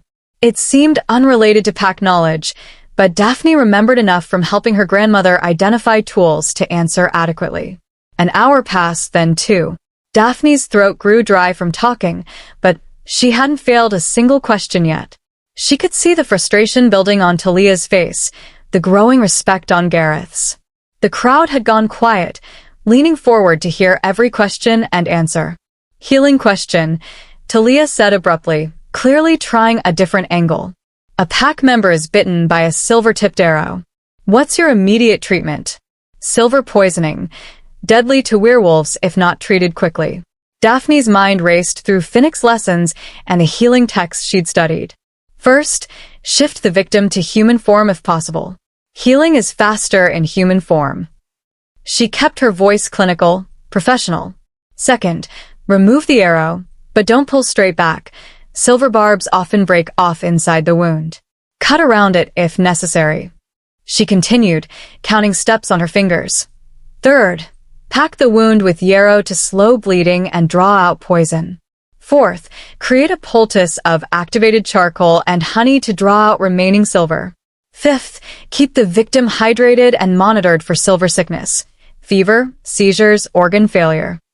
She paused, then added honestly, and pray, because silver poisoning has a 30% fatality rate even with perfect treatment. Mira, standing in the crowd, nodded approvingly. Talia looked like she'd bitten into something sour. Correct. The trial continued. 3 hours in, Daphne felt her concentration wavering. The questions grew more obscure, more technical. She stumbled slightly on a question about ancient succession laws, catching herself just in time to provide an adequate, if not perfect answer. Not a failure. Not yet. Final question, Elder Gareth announced, and Daphne's heart leaped. The final question meant she'd made it this far without 3 failures. This one comes from all of us, Gareth continued. The council members exchanged glances. Even Talia nodded reluctantly. You've proven you can memorize facts, Gareth said. Now prove you understand what it means to be part of this pack. In your own words, what is Shadowcrest's greatest strength and its greatest weakness? Not a factual question. An opinion. A trap, because any answer could offend someone. Daphne took a breath, thinking carefully. The crowd held its breath with her. Shadowcrest's greatest strength, she said slowly, is that you demand excellence from everyone. You don't coddle weakness or accept excuses. You've built a pack of warriors who can survive anything because you've taught them they have to. She paused, meeting each council member's eyes in turn. Your greatest weakness is that same strength taken too far. You're so focused on being hard that you sometimes forget to be kind. You test everyone so ruthlessly that you might break someone who just needs time to grow into their strength. Her voice grew firmer. I'm not someone. I'm the wolf you would have discarded as useless. But I'm also the wolf who got back up 16 times in the training yard, who spent 2 days studying until my eyes burned, who will keep fighting for my place here no matter how many times you knock me down. She looked directly at Talia. Your weakness is that you almost missed what I could become because you were too focused on what I am. You judge so quickly that you might lose wolves who could make you stronger if you gave them a chance to prove it. Silence crashed over the hall. Daphne had just criticized Shadowcrest, their traditions, their methods, their pride, in front of the entire pack. It was either the bravest or stupidest thing she'd ever done. Elder Gareth stared at her for a long moment. Then, slowly, he began to smile. Well, he said, that's certainly an answer. Is it correct? Daphne asked, because she genuinely didn't know. There is no correct answer to an opinion question, Talia snapped. But it's honest, Gareth interrupted. And it shows understanding of who we are, both light and shadow. He looked at the other council members. I vote to pass her on the second trial. Agreed, said Rowan. Agreed, said Islaw. Agreed, said Soren quietly. All eyes turned to Talia. She looked like she wanted to refuse, to find some technicality that would fail Daphne despite everything. But she was trapped by the council's own rules. Agreed, she finally bit out. She passes. Elder Gareth stood. Daphne Crow has passed the second trial through demonstration of knowledge and wisdom. She has earned the right to attempt the third and final trial. The crowd erupted, some cheering, some grumbling, all surprised. Daphne swayed on her feet, exhausted beyond measure. 3 hours of mental combat had drained her as thoroughly as Briar's fists. Jasper was there suddenly, steadying her with a hand on her elbow. You did it, he murmured, and she heard genuine pride in his voice. One more, Daphne whispered back. One more trial. One more, he agreed.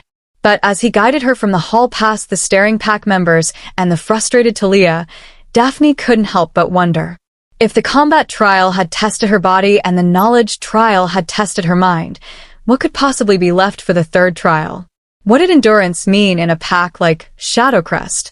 She had a feeling she was about to find out, and that terrified her more than either of the previous trials combined. Chapter 6. 3 Days in Darkness. Daphne had 1 day to recover before the third trial. 1 day to prepare for endurance, whatever that meant in Shadowcrest's brutal terms. It's not physical, Jasper explained as they walked through the packlands the morning after her knowledge trial. He'd insisted she needed fresh air, needed to see more of the territory that might become her home. Pack members nodded to her as they passed. Not friendly exactly, but acknowledging. A change from the open hostility of days before. The combat trial tested your body, Jasper continued. The knowledge trial tested your mind. This tests something deeper. My spirit, Daphne guessed, watching wolves train in the distance. Some of them paused to watch her back, curious rather than contemptuous. Your will, your ability to endure what breaks most wolves. Jasper's jaw tightened. I won't lie to you, it's the worst of the 3 trials. The one that makes wolves who pass the first 2 willingly leave. Fear coiled in Daphne's stomach. What happens during it? You'll be isolated. Alone in the wilderness for 3 days and nights with nothing but the clothes on your back. You have to survive and make it back to Packlands by the third dawn. That didn't sound so terrible. Daphne knew basic survival. Her grandmother had taught her which plants were edible, how to find water, how to build shelter. There's more, Jasper said, reading her expression. That's not the hard part. Then what is? He stopped walking, turning to face her fully. The hard part is that you'll be given a choice on the second night. The council will send someone with an offer. Come back now, admit you can't handle Shadowcrest, and leave with dignity. Or stay out there alone and prove you belong. Understanding dawned cold and heavy. It's a test of commitment. They want to see if I'll quit. Most do. Jasper's voice was grim. When you're cold, hungry, alone in the dark with nothing but your thoughts, doubt becomes louder than any physical pain. The question becomes, is this pack worth it? Is this life worth suffering for? And if I come back early, the bond dissolves. You leave. We both go on with our lives as if this never happened. The casualness in his voice stung, even though Daphne knew he was just being practical. Their bond was one of convenience, not love. Of course he'd move on easily. But could she? There's something else, Jasper continued, his expression darkening. The mate bond will be strained during the trial. You'll feel disconnected, alone in a way that's hard to describe. Will it hurt? Yes. His honesty was both comforting and terrifying. Like part of you is missing. That's intentional, another layer of the test. Can you endure not just physical isolation, but the emotional pain of separation from your mate? Even though we barely know each other? The bond doesn't care about logic. It just knows you're supposed to be together. He paused. I'll feel it too. The strain. But I have a pack around me. You'll be completely alone. Daphne wrapped her arms around herself despite the mild morning air. When does it start? Tonight. At sunset, you'll be escorted to the boundary and released. From there, you're on your own. Tonight. No more time to prepare, no more chances to back out. They walked in silence for a while, Daphne memorizing the terrain, where water sources might be, which plants were edible, where shelter could be found. Survival knowledge from her grandmother's teachings, things she'd never thought she'd need. Daphne. Jasper's voice pulled her from her thoughts. The mate bond will be strained during the trial, but there's something you should know. She looked up at him, waiting. It's going to hurt more than you expect. The bond is still new, still forming. Being separated this early, for this long. He shook his head. Most wolves describe it as aching, like a constant bruise on your soul. You're really selling this trial, Daphne said dryly. His mouth quirked. Almost a smile. I need you to understand what you're facing. If you choose to quit on the second night, I won't think less of you. This pack asks too much sometimes. I know that. But you need a mate before the autumn council. I'll find another way. His amber eyes met hers. Don't stay out there just for me. Stay because you want this life. Because Shadowcrest is where you choose to be. The words settled over Daphne like a blanket, heavy, warm, significant. He was giving her permission to quit, to walk away without guilt, which somehow made her more determined to stay. I'm not quitting, she said firmly. I didn't survive Briar's fists and Talia's questions just to give up in the woods. Jasper's expression softened, that rare genuine smile she'd only seen a handful of times. I was hoping you'd say that. They spent the rest of the day in companionable silence, Jasper pointing out landmarks and Daphne committing them to memory.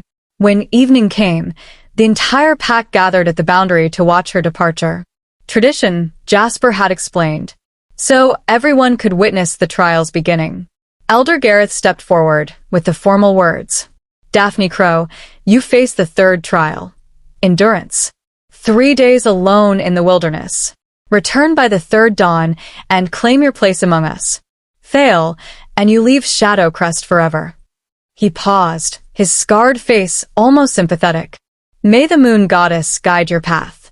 I understand, Daphne said, her voice steadier than she felt. Then go. Daphne looked back once, finding Jasper in the crowd. Their eyes met, and she felt the mate bond pulse between them. Warm, solid, real.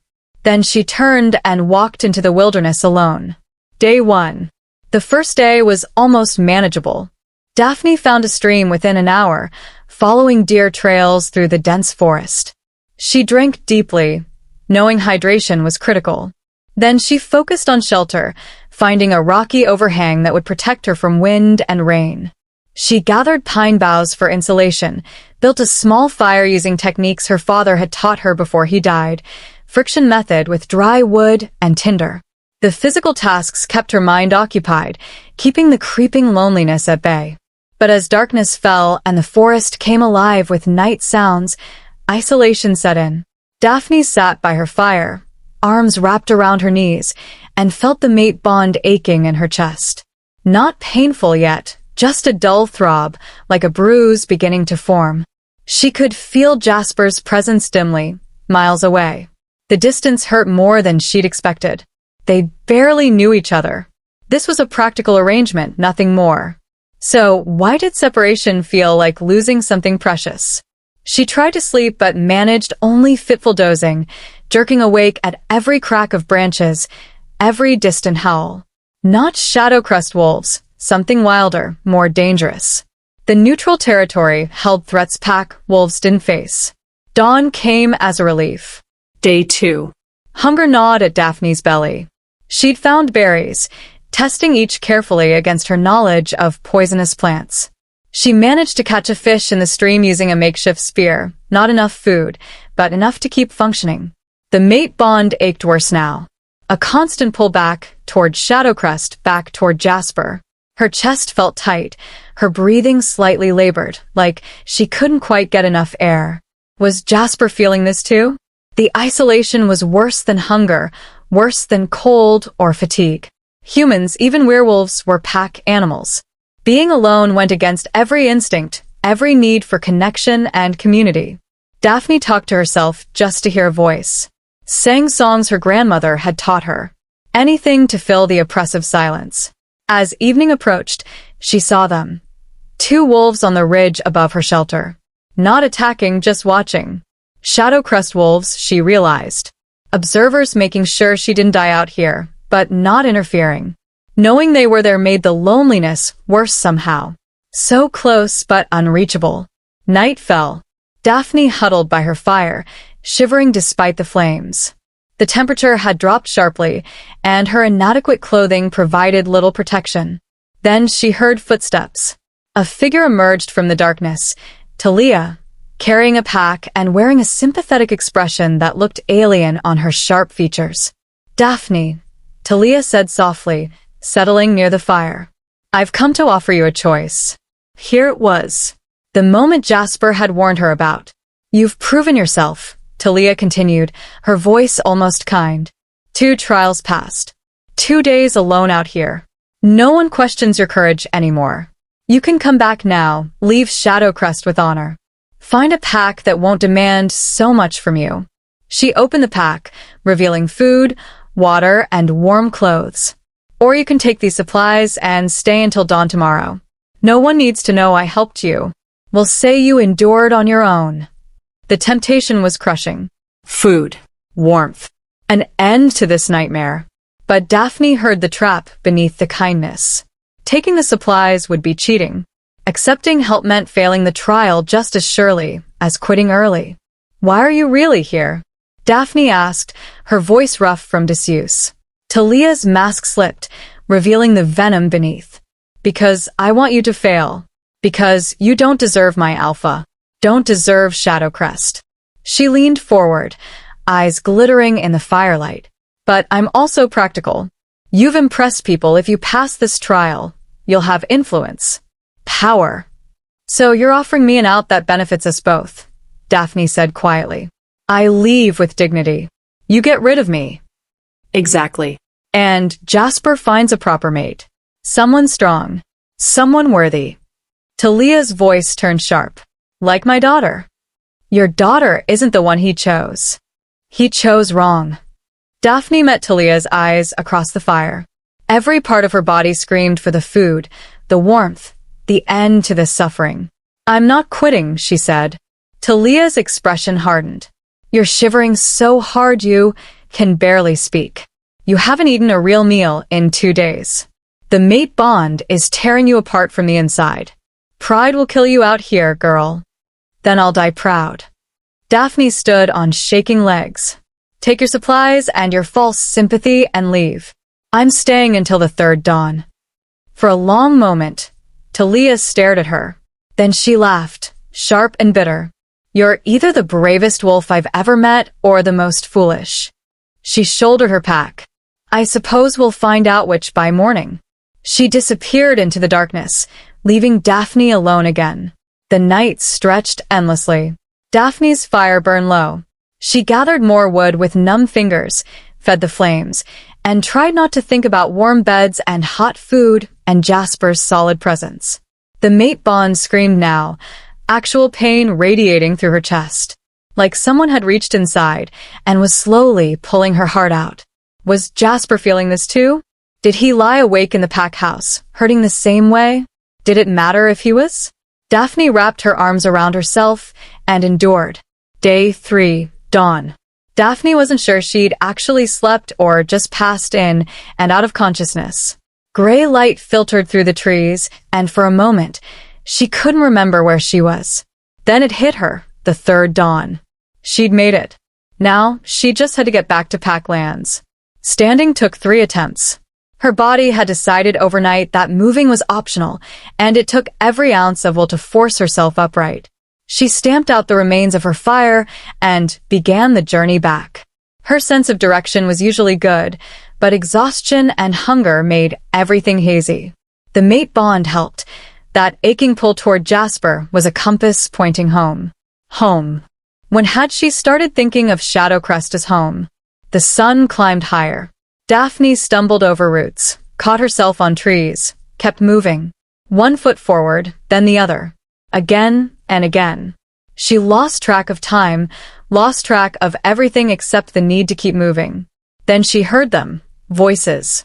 The sound of Packlands. Daphne emerged from the tree-line and saw them. The entire pack gathered at the boundary, waiting. Jasper stood at the front, his face carved from stone but his eyes burning as they found her.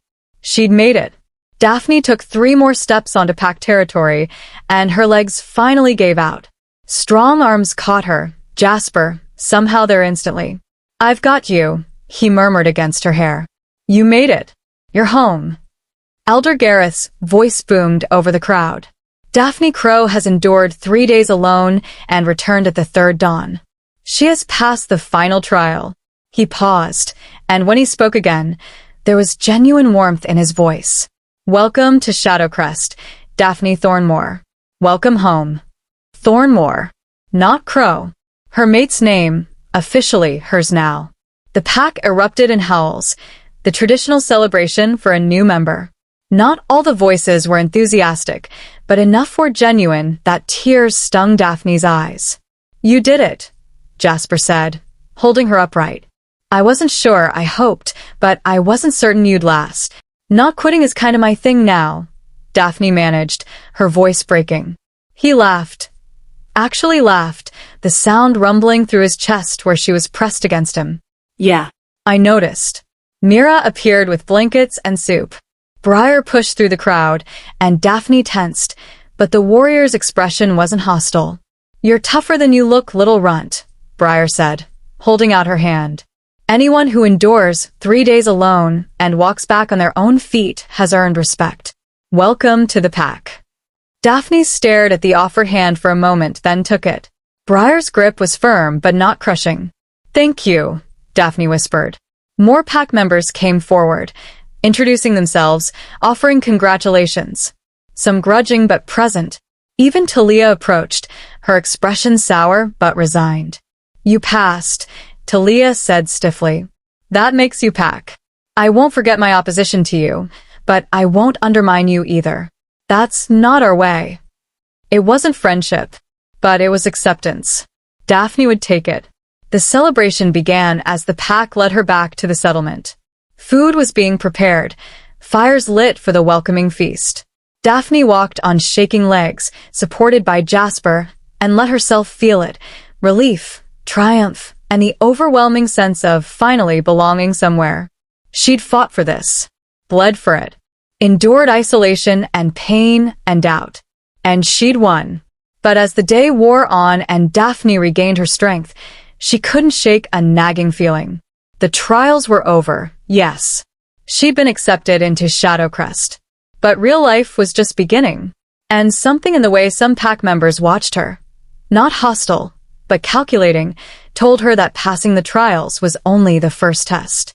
Living up to being an alpha's mate, earning true respect rather than grudging acceptance, finding her place in this harsh pack, that would be the real challenge. And somehow, Daphne knew her trials were far from over. They were just getting started. Chapter 7, The Challenge. Winter arrived early in Shadowcrest territory. 2 weeks had passed since Daphne's acceptance into the pack, and she was still adjusting to her new role. Being an alpha's mate came with responsibilities she hadn't anticipated, mediating disputes between pack members, attending council meetings, representing Shadowcrest at interpack gatherings.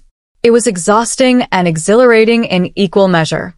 Daphne woke to find frost coating the windows, her breath misting in the cold air. Beside her, Jasper still slept, a rare sight, since he usually rose before dawn. She took a moment to study him in the gray morning light, still marveling at how much had changed. The mate bond thrummed steadily between them now, growing warmer with each passing day.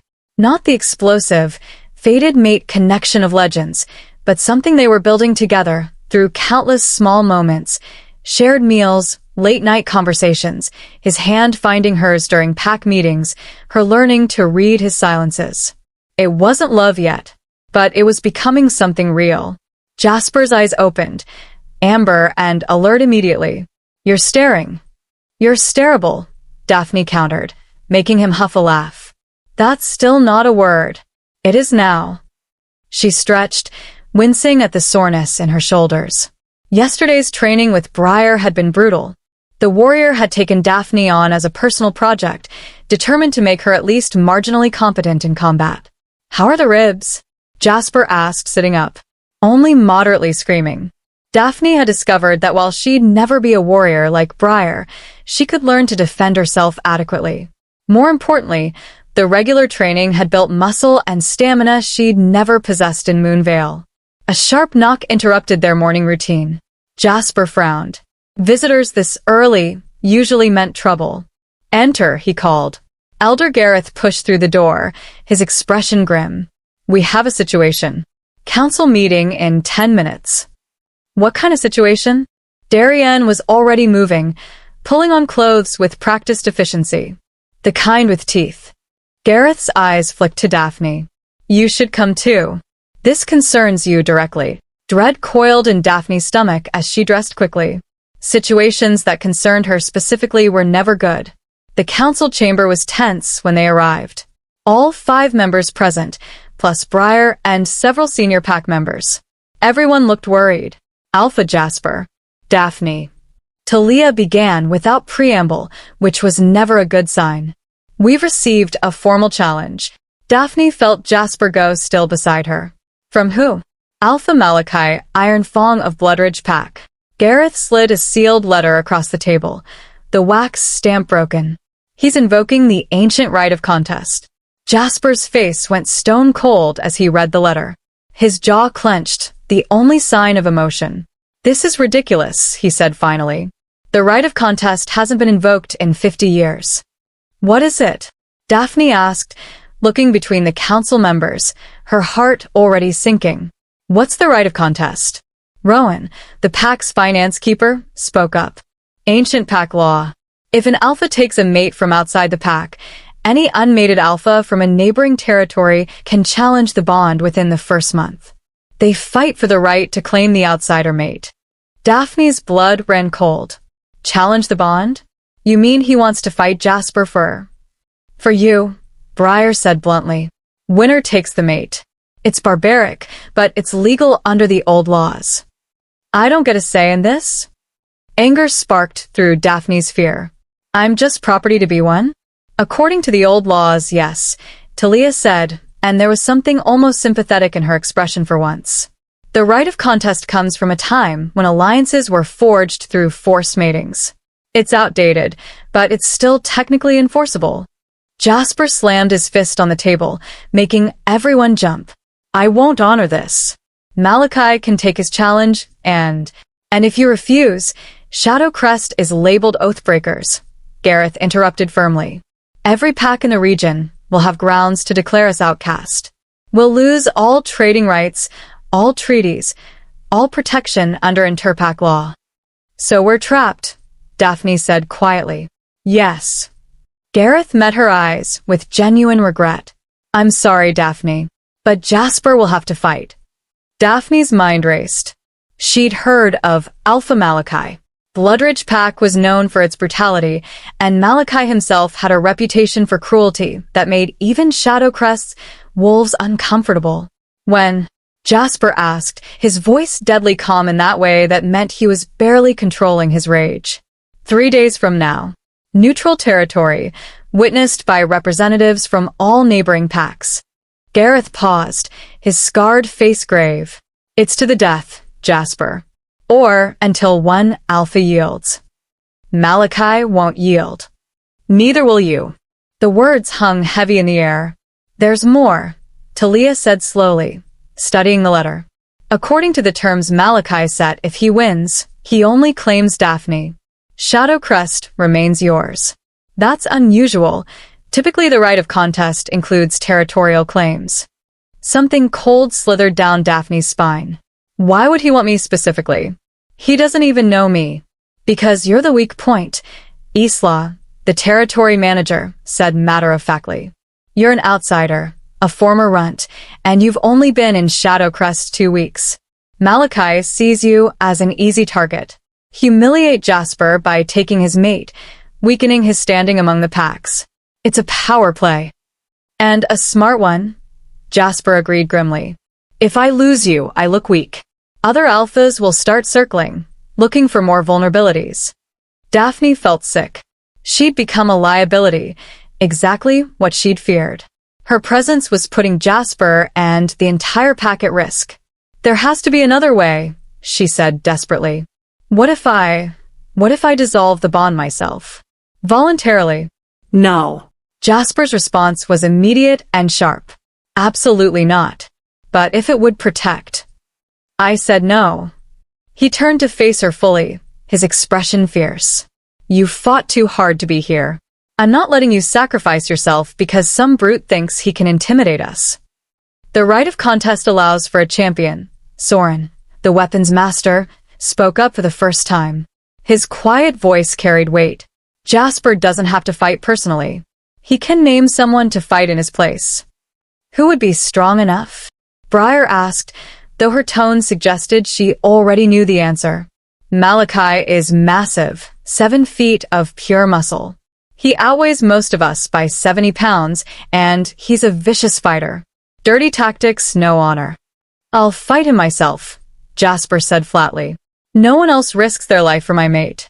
The possessiveness in his voice sent warmth through Daphne despite the dire circumstances. He wasn't going to abandon her. Wasn't going to let her be taken. But could he win? What are his chances? Daphne asked Gareth directly. Honestly. The old alpha considered for a long moment, his scarred face troubled. In a fair fight, Jasper wins. He's faster, smarter, more controlled. He paused. But Malachi doesn't fight fair. He'll use every dirty trick, every advantage. And he's bigger, has longer reach, more raw power. It'll be close, Briar added quietly. Too close. Daphne could read it in everyone's faces. They were worried. I'm really worried. I need to see him, Daphne said suddenly. Everyone turned to stare at her. What? Jasper demanded. Before the fight, I need to meet Alpha Malachi. Daphne's mind was already working, turning over possibilities. If he's so determined to claim me, I want to look him in the eye. Understand what we're dealing with. Absolutely not, Jasper said immediately. Why not? Daphne pressed. If he wants me badly enough to invoke ancient law, I should at least know why. Maybe I can find something, a weakness, a tell, anything that might help. Or he'll intimidate you, Talia countered. Break your spirit before the fight even begins. That's what he wants. Then I won't let him. Daphne stood straighter, channeling the courage that had gotten her through 3 trials. I survived your trials. I can handle meeting the Alpha who thinks I'm weak enough to steal. Briar laughed suddenly, sharp and approving. I like that fire. Let her go. Worst case, she learns nothing. Best case, she rattles him by showing she's not afraid. It's too dangerous, Jasper insisted, but Daphne could hear the uncertainty creeping into his voice. Everything about this situation is dangerous, Daphne shot back. At least let me try to help. I'm not going to sit here doing nothing while you fight for my life. Their eyes locked, amber meeting brown, and Daphne felt the mate bond pulse between them. She pushed every ounce of determination through it, letting him feel her resolve. Finally, Jasper exhaled sharply. Fine. But I'm coming with you. And Briar. And a full security detail. Deal. Gareth stood, his expression calculating. I'll send word to Malachi that you're requesting a meeting. He'll probably agree. Alphas like him enjoy showing off their dominance. He looked at Daphne with something like respect. You've got courage, girl. Let's hope it's enough. As the council dispersed, Daphne felt Jasper's hand find hers, squeezing gently. You don't have to do this, he said quietly once they were alone. Yes, I do. Daphne squeezed back. You've fought for me since the moment we met. It's time I fought for us too. His expression softened. When did you get so brave? The moment a giant alpha told me to act like I belonged here. Daphne managed a small smile. Turns out pretending to be brave long enough makes it real. Jasper pulled her close, pressing his forehead to hers in that gesture of intimacy she'd come to treasure. If anything happens to you, nothing will. You're going to win this fight, and we're going to have a very boring, peaceful winter. She said it with more confidence than she felt. But as they stood together in the empty council chamber, Daphne couldn't shake the feeling that everything was about to change again. She'd fought to join Shadowcrest. Now she'd have to fight to stay. The meeting with Malachi was scheduled for the next day, neutral territory, halfway between Shadowcrest and Bloodridge. Daphne spent the evening preparing, asking Gareth about Malachi's history, studying what little information they had about him, trying to find any advantage she could. He's been Alpha for 15 years, Gareth told her over dinner in the Great Hall. Took the position by killing his predecessor in challenge. Since then, he's ruled Bloodridge with an iron fist. And his mates? Daphne asked, though she wasn't sure she wanted to know the answer. Gareth's expression darkened. 3 mates. All dead within 2 years of bonding. Daphne's stomach dropped. Dead how? Officially? Accidents. Gareth leaned forward, his voice dropping. Unofficially, everyone believes he killed them. First one died of suspected silver poisoning, slow, agonizing. The second one fell from a cliff during a hunt. A third one was found in the forest, officially ruled an animal attack. Moon goddess, Daphne breathed. And no one stopped him? No proof, Briar said from across the table. She'd been listening to the conversation with growing darkness in her expression. Just suspicion and dead she-wolves. Malachi's careful, always has an alibi, always makes it look like an accident. If Jasper loses, Daphne couldn't finish the sentence. He won't, Gareth said firmly. But if he did, you'd be bonded to a murderer.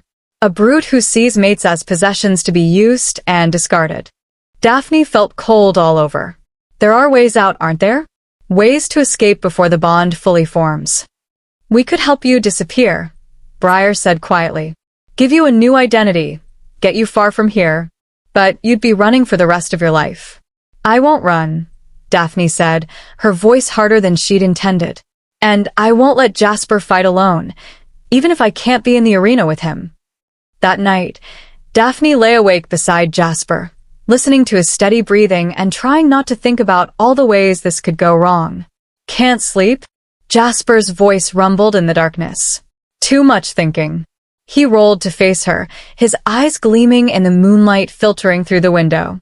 What are you thinking about? That I never expected my life to include alpha combat challenges and possible death by murderous brute. Daphne tried for humor, but it fell flat. Me neither. Jasper reached out, tucking hair behind her ear in that gesture she'd come to treasure. I thought this would be simple, political arrangement, mutual benefit, everyone moves on with their lives. Instead I'm fighting to keep the most stubborn, brilliant, infuriating wolf I've ever met. His voice softened. And I'm terrified of losing. The admission hung between them, raw and honest. The mate bond, Daphne whispered. It's changed, hasn't it? Yeah. Jasper's thumb traced her cheekbone. Somewhere between you bleeding in the training yard and refusing to quit in the wilderness, it stopped being convenient and started being real. Real enough to die for?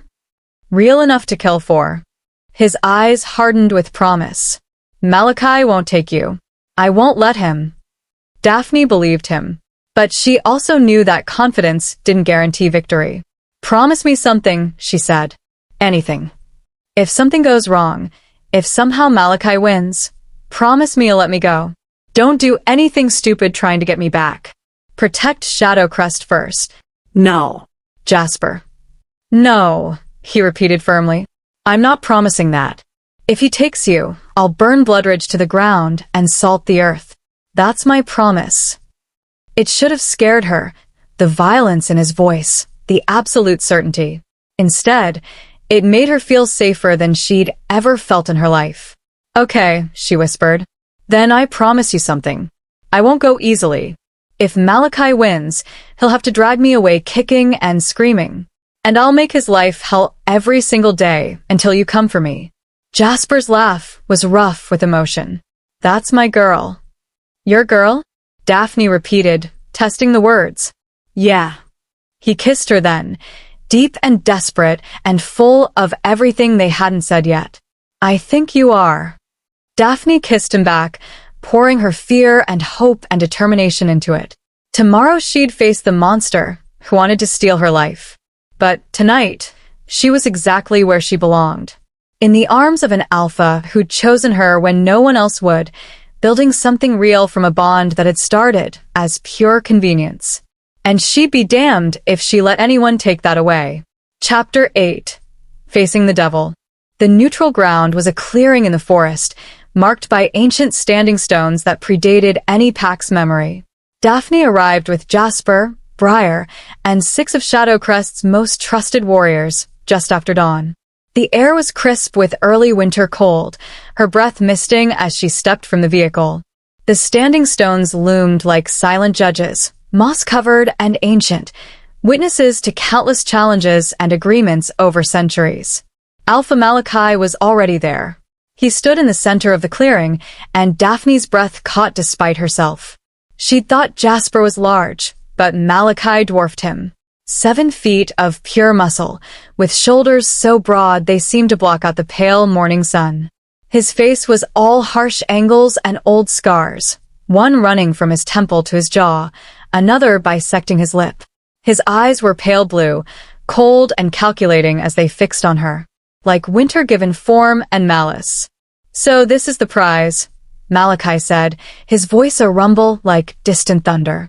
The little runt that's caused so much fuss. Daphne felt Jasper tense beside her, but she stepped forward before he could respond. She'd come here to face this monster. She wouldn't cower behind her mate. I'm Daphne Thornmore, she said clearly, keeping her voice steady. And I'm nobody's prize. Malachi laughed, a sound that made her skin crawl. Thornmore. You've taken his name already. How sweet. He moved closer, circling her like a predator, sizing up prey. Tell me, little runt. Does he keep you warm at night? Does he make you feel protected? He makes me feel valued, Daphne said, refusing to break eye contact despite every instinct screaming at her to submit, to look away from this predator's stare. Something I doubt you understand. The smile dropped from Malachi's face like a mask removed. Careful, girl. You're not back yet. Not truly.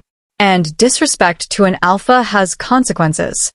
I'm here because you challenged my mate bond, Daphne said, taking another step forward despite Jasper's warning hand on her arm. Because you think you can take what's not yours through violence. That sounds like disrespect to me. Malachi's eyes flashed gold, his wolf rising to the surface. barely contained. Bold words from such a weak creature. I could snap you in half without effort. Then why haven't you? Daphne's heart hammered against her ribs, but she kept her feet planted. Why challenge Jasper at all? If you're so confident in your strength, why not just take what you want? Because that's not how this works, Briar said from behind Daphne, her voice hard as iron. Even brutes like you have to follow pack law sometimes. Malachi's attention shifted to Briar, and something ugly crossed his face. Briar Steelheart. Still playing warrior in Shadowcrest, I see. He smiled, showing too many teeth. I remember when you begged to join Bloodridge. What was it I said? Oh yes, you weren't strong enough. And yet here I am. Briar's smile was all teeth and no warmth. Head warrior of a pack that doesn't need to brutalize its members into submission. Funny how that works. The tension ratcheted higher. Malachi's warriors, 6 of them, all massive and scarred, moved closer. Shadowcrest's warriors responded in kind, hands moving to weapons. The clearing felt like a powder keg waiting for a spark. Enough. Jasper's voice cut through the hostility like a blade. He stepped forward, putting himself between Daphne and Malachi. You wanted to meet my mate. You've met her. Now, let's discuss terms. Terms? Malachi turned his attention back to Jasper, and Daphne saw the predatory focus in his eyes. The terms are simple. We fought for 2 days. I win, she comes with me. You win, I leave Shadowcrest alone. Standard right of contest. And if you lose, Jasper added, his voice dropping to something dangerous, you forfeit any future claims on Daphne or Shadowcrest territory. Complete and permanent. Agreed. Malachi's smile was predatory.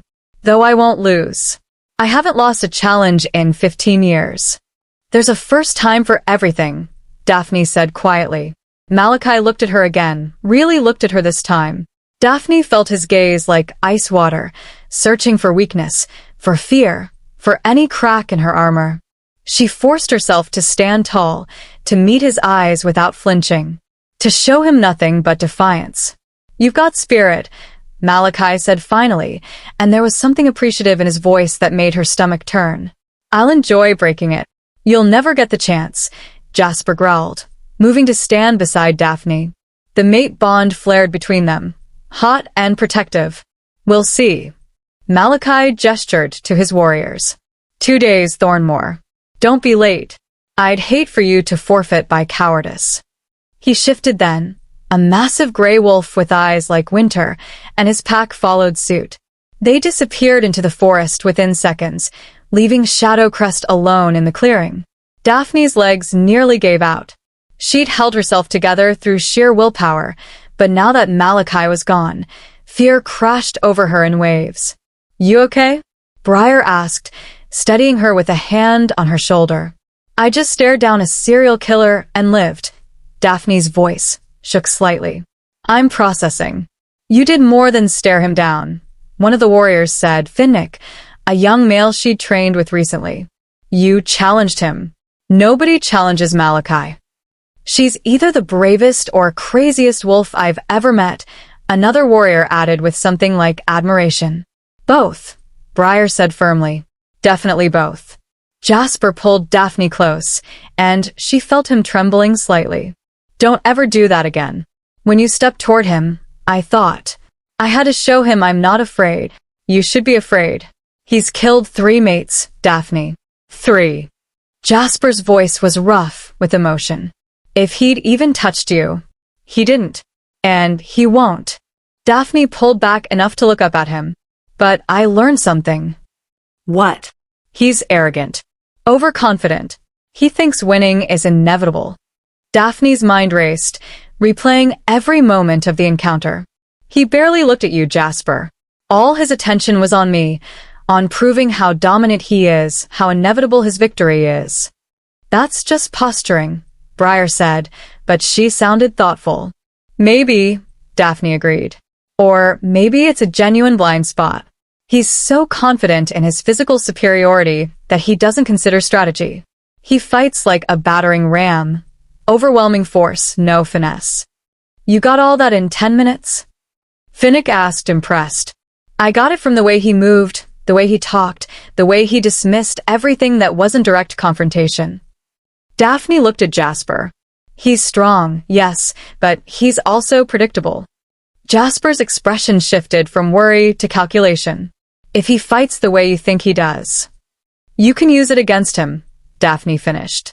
You're faster, smarter. If you don't let him dictate the fight, if you make him chase you, wear him down, he'll get frustrated. Briar said, nodding slowly. Make mistakes. And one mistake is all I need. Jasper's eyes gleamed with dangerous promise.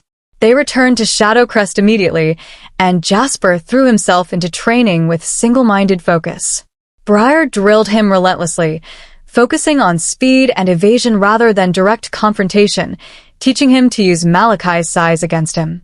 Daphne watched from the sidelines, taking mental notes, looking for any advantage they could exploit. That evening, she found Elder Gareth in the pack library, surrounded by ancient texts. Looking for something specific? She asked. Gareth glanced up, his scarred face weary. Precedents. Past challenges under the right of contest. Trying to find if anyone's ever successfully defended against someone like Malachi. He closed the book with a heavy thud. Most defenders lose. The challengers invoke the right specifically because they're confident they can win. Daphne sat across from him, an idea forming. Gareth, what happens if the fight is interrupted? If something prevents it from being completed? Such as, I don't know, what if the mate being challenged isn't there? If I wasn't present at the fight, does it still count? Gareth frowned, pulling out another text. Traditionally, the mate must be present. It's part of the challenge. The victor claims their prize immediately. He flipped through pages. But there's no explicit requirement in the law itself. Just tradition. So, if I wasn't there, the fight could proceed, but the immediate claiming couldn't happen? Theoretically. Gareth studied her carefully. But Malachi would just hunt you down afterward if he won. What are you thinking? I'm thinking that traditions become laws because nobody questions them, Daphne said slowly. But if we're dealing with ancient laws that nobody's invoked in 50 years, maybe there are loopholes nobody's considered. She leaned forward, her mind racing. What if we could disqualify Malachi before the fight even begins? Find some requirement he's not meeting, some technicality we can exploit. On what grounds? That's what I need to figure out. Daphne stood, moving to the shelves. There has to be something. Some requirements about challenger fitness, some precedent about previous conduct, something. Gareth's expression shifted to something like hope. You know, for someone who is considered the weakest wolf in her old pack, you think like an alpha. I think like someone who's tired of being underestimated, Daphne corrected. Keep looking through those texts. Anything about challenge requirements, witness rules, grounds for disqualification. I'll do the same. They worked through the night, poring over dusty volumes that hadn't been opened in decades. Pack law, ancient treaties, historical precedents. Daphne's eyes burned from reading by candlelight, but she refused to stop. Somewhere in these pages was the answer. It had to be. As dawn broke, Daphne found it. A single paragraph in a text so old the pages crumbled at her touch. Requirements for invoking the right of contest. She read aloud, her voice tight with excitement. The challenger must prove they can provide for the mate they're claiming. Specifically, adequate territory, resources, and stable pack structure. Malachi has all that, Gareth said, moving to read over her shoulder. Bloodridge is large, wealthy. But look at the next line. Daphne pointed, her finger trembling. The challenger must also prove no prior claims exist on their ability to mate. Meaning, no existing mates, no broken bonds. Gareth's eyes widened. No deaths of previous mates under suspicious circumstances. Exactly. Daphne could barely contain her excitement. Gareth, if we can prove Malachi killed his previous mates, he's disqualified from claiming a new one under the right of contest. Can we prove it? Gareth asked quietly. Everyone believes he did it, but belief isn't evidence. Then we have 2 days to find evidence. Daphne was already gathering papers, making lists. We need to contact the wolves who knew his mates. Get testimonies. Build a case. Will the challenge councils accept it? If we present evidence before the fight begins, they'll have to consider it. It's the law. Gareth gripped her shoulders, his scarred face split in a rare smile. Daphne, you might have just saved Jasper's life. And your own. Relief and hope warred with caution in Daphne's chest. We still need proof. Real, undeniable proof. Then let's find it. They woke the council. Within an hour, messengers were dispatched to neighboring packs, to anyone who might have information about Malachi's dead mates. To wolves who'd fled Bloodridge. To anyone brave enough to speak truth against a monster. Jasper was brought in and briefed, his expression shifting from confusion to fierce hope. If this works, he started. It has to work, Daphne said firmly. Because I'm not letting you die for me, and I'm definitely not becoming Malachi's next victim. Jasper pulled her close, pressing his forehead to hers. Have I mentioned lately that you're extraordinary? Not in the last few hours. Consider it mentioned. He kissed her gently. You might have just beaten a challenge before it even began. Don't celebrate yet, Daphne warned. We still need evidence. But she allowed herself a small smile, because for the first time since that letter arrived, she felt like they had a chance. A real chance. They just had to survive long enough to use it. Chapter 9. Building the Case. One day before the challenge. Daphne hadn't slept. She'd spent the entire night in the council chamber with Gareth and the others, combing through every piece of information that had arrived via messenger. And there was a lot of information. Apparently, once wolves learned that someone was finally willing to stand against Malachi, testimonies flooded in. Former Bloodridge pack members who'd fled in fear. Neighboring pack members who'd witnessed suspicious incidents. Even a human doctor who'd treated one of Malachi's mates at a neutral clinic. The evidence was circumstantial, but damning. First mate, Celine Whitepaw. Gareth read from a testimony, his voice heavy.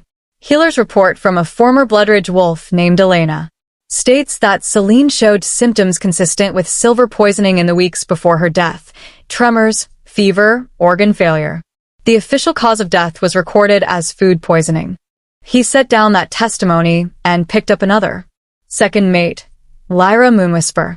Witness account from Thomas Gray, former warrior. Claims he saw Malachi arguing with Lyra near a cliff edge during a hunt. When he circled back after hearing screams, Lyra was dead at the bottom of the cliff, and Malachi was walking away. Official ruling, accidental fall. Third mate, Talia said, her voice unusually subdued as she read from medical records. Iris Nightbrook. This one has the most documentation. She escaped Bloodridge briefly and sought help at a neutral clinic, saw a human doctor named Sarah Chen who documented extensive injuries. Broken ribs, bruising in various stages of healing, defensive wounds on her arms. Talia looked up, her sharp features troubled. Dr. Chen noted that Iris claimed ongoing abuse from her mate, but was too terrified to testify formally. 1 week after this visit, Iris died. Official cause: hunting accident. Throat torn out, ruled as rogue wolf attack. Silence fell over the council chamber.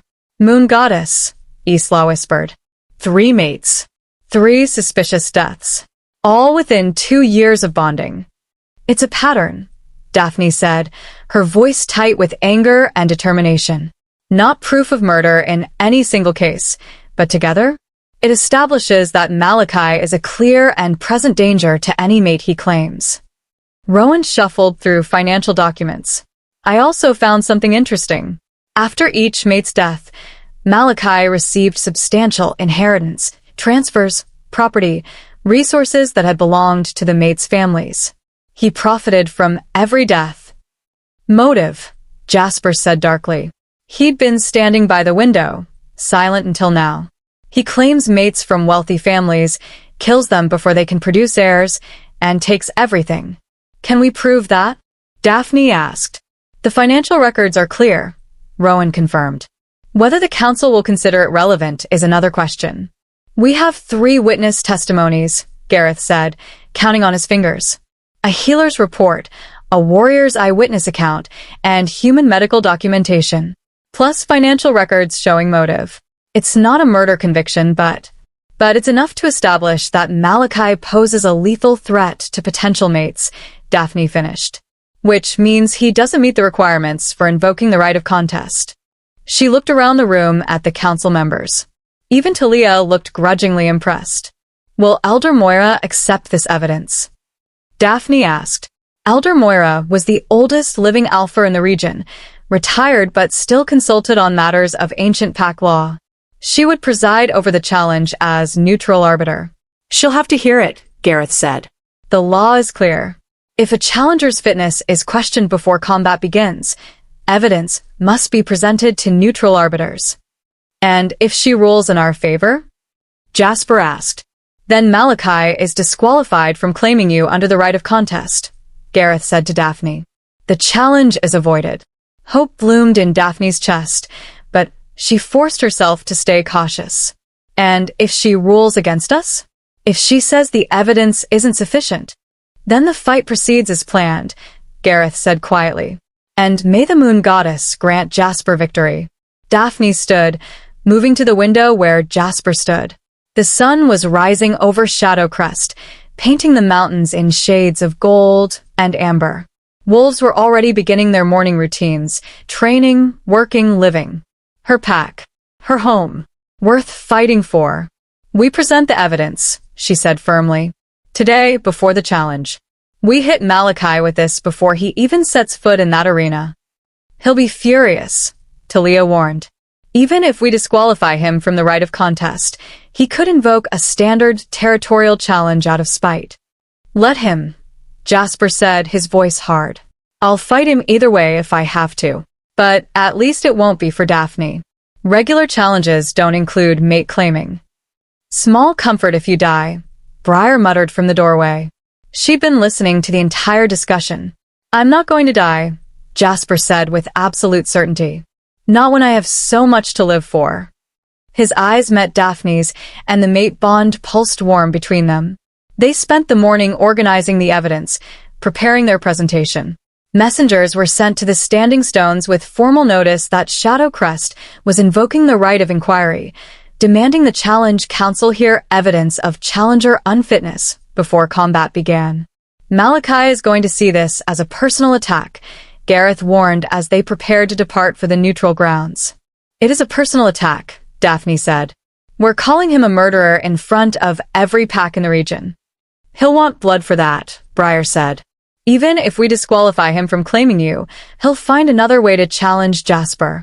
Then we deal with that when it comes, Jasper said. One battle at a time. They traveled to the Standing Stones in a convoy, the entire Shadowcrest Council, plus warriors and witnesses.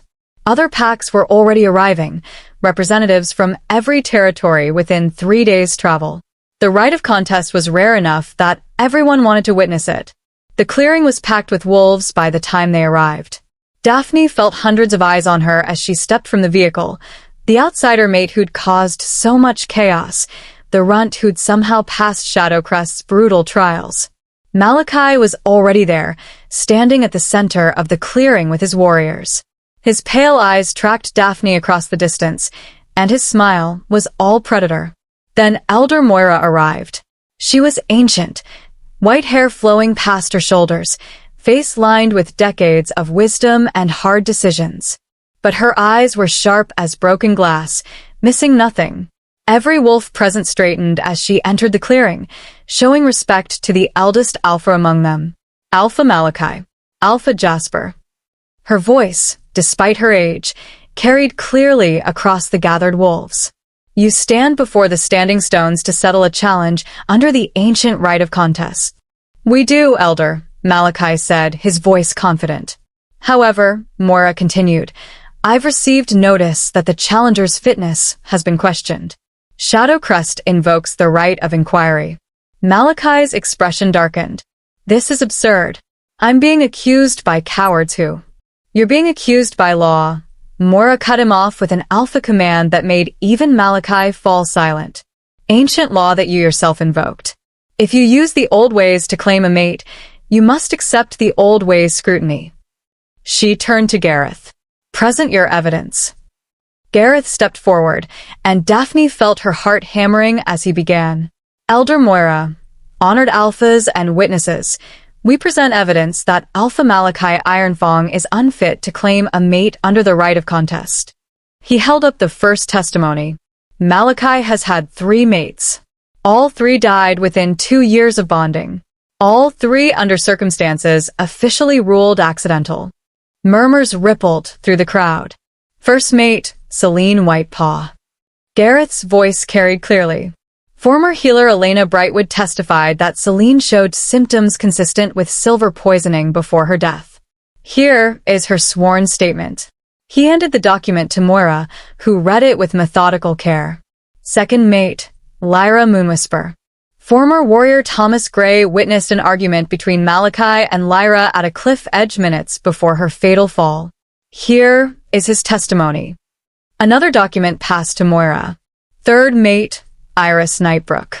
Human physician Dr. Sarah Chin examined Iris at a neutral clinic and documented evidence of repeated trauma, broken bones, defensive wounds, signs of ongoing abuse. 1 week later, Iris was dead. Here is the medical report. Gareth held up the final documents.